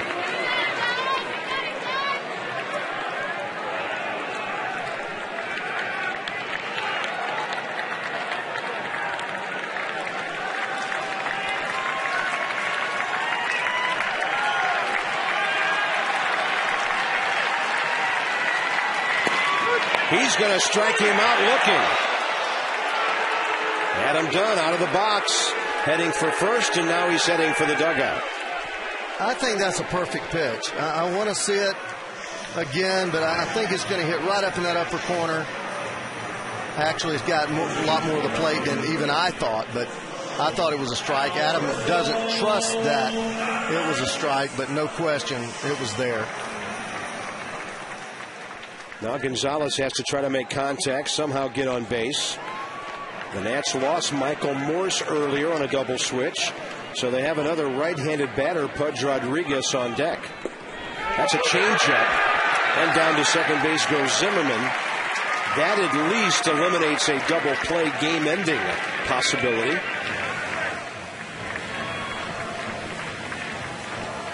On a wild pitch, and there's Pudge to hit for the pitcher next.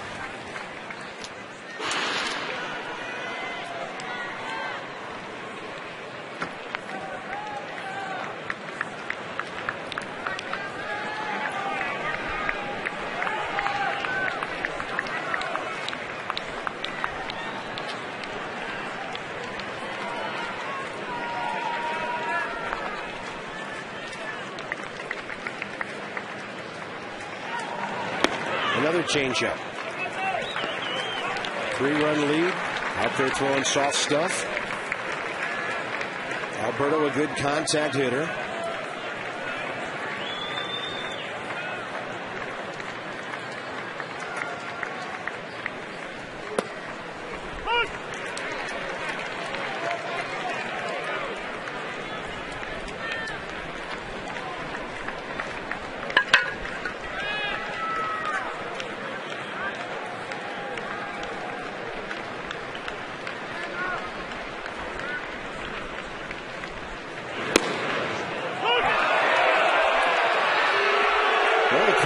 First base side didn't like it. They thought that pitch was low. It's going to be borderline. It's going to be borderline. Right there. They were right, but it's pretty close. Well, Gonzalez, 2 strikes don't always bother him. On a swing like that, it's a base hit. Zimmerman had to make sure that ball went through. So the Nats will have the tying run in the batter's box. Runners at first and third. I just don't think Alberto Gonzalez worries that much when it goes to 2 strikes because he's going to put the ball in play. Yeah, I don't think any major league hitter should worry. I really don't. If you were in a situation where you choke just a little bit or you shorten your swing, it's just one other pitch. I mean, you've already seen 3 or 4 pitches in at bat. A lot of people are better 2-strike hitters than they are hitting 2-0, 1-0. Now here you go, Bob. You got the left-hander out there. You got a right-handed hitter. You do have the tying run at the plate. And there's always so many scenarios, as you and I were talking. Say you leave the right-hander Parnell in. He gets out Zimmerman. Just say he gets out Zimmerman.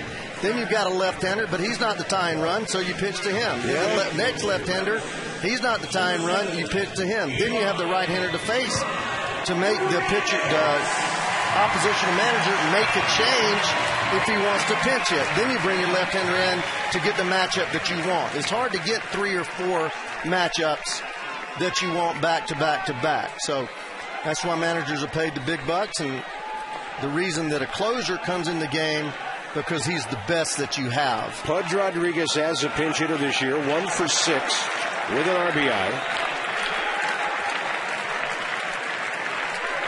He's the tying run with 1 out here in the 9th.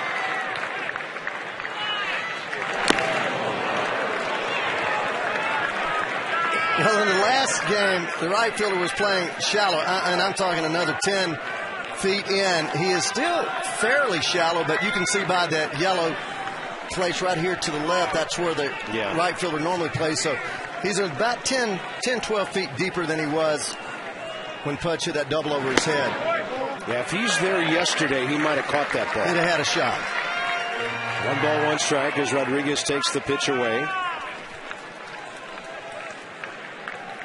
And they're also in a no-double situation, which is he can't allow the ball to go over his head because then the tying run would be at second base. So change-up floating up and away. Strike 2. Excuse me, Bob. So that would dictate that he's playing deeper. Yesterday, ball club had a lead, or actually it was a 2-1 ball game, wasn't it? When he actually hit that ball over his head, I believe. 3-1. They'll go back, yeah. But it was early in the game, so you don't play no doubles early in the game. And Pudge has to reach to get a piece of it. Yeah, yesterday he was playing. And it was Chris Carter yesterday. It's Angel Pagan tonight. Yeah, and look how far he had to go. He had to run probably, 70, 80 feet minimally, 30 yards, 90 feet to just catch up to that ball. And by that time, Pudge ended up advancing to third on the throw. And that started the merry-go-rounds for the Nationals.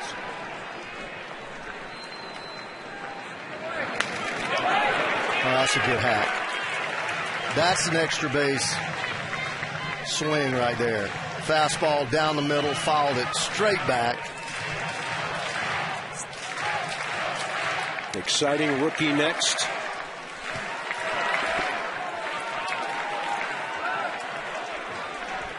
Pudge battling here, 1 ball and 2 strikes. Nats are down 4-1, bottom 9. Rodriguez hits a double play ball, and this game is over.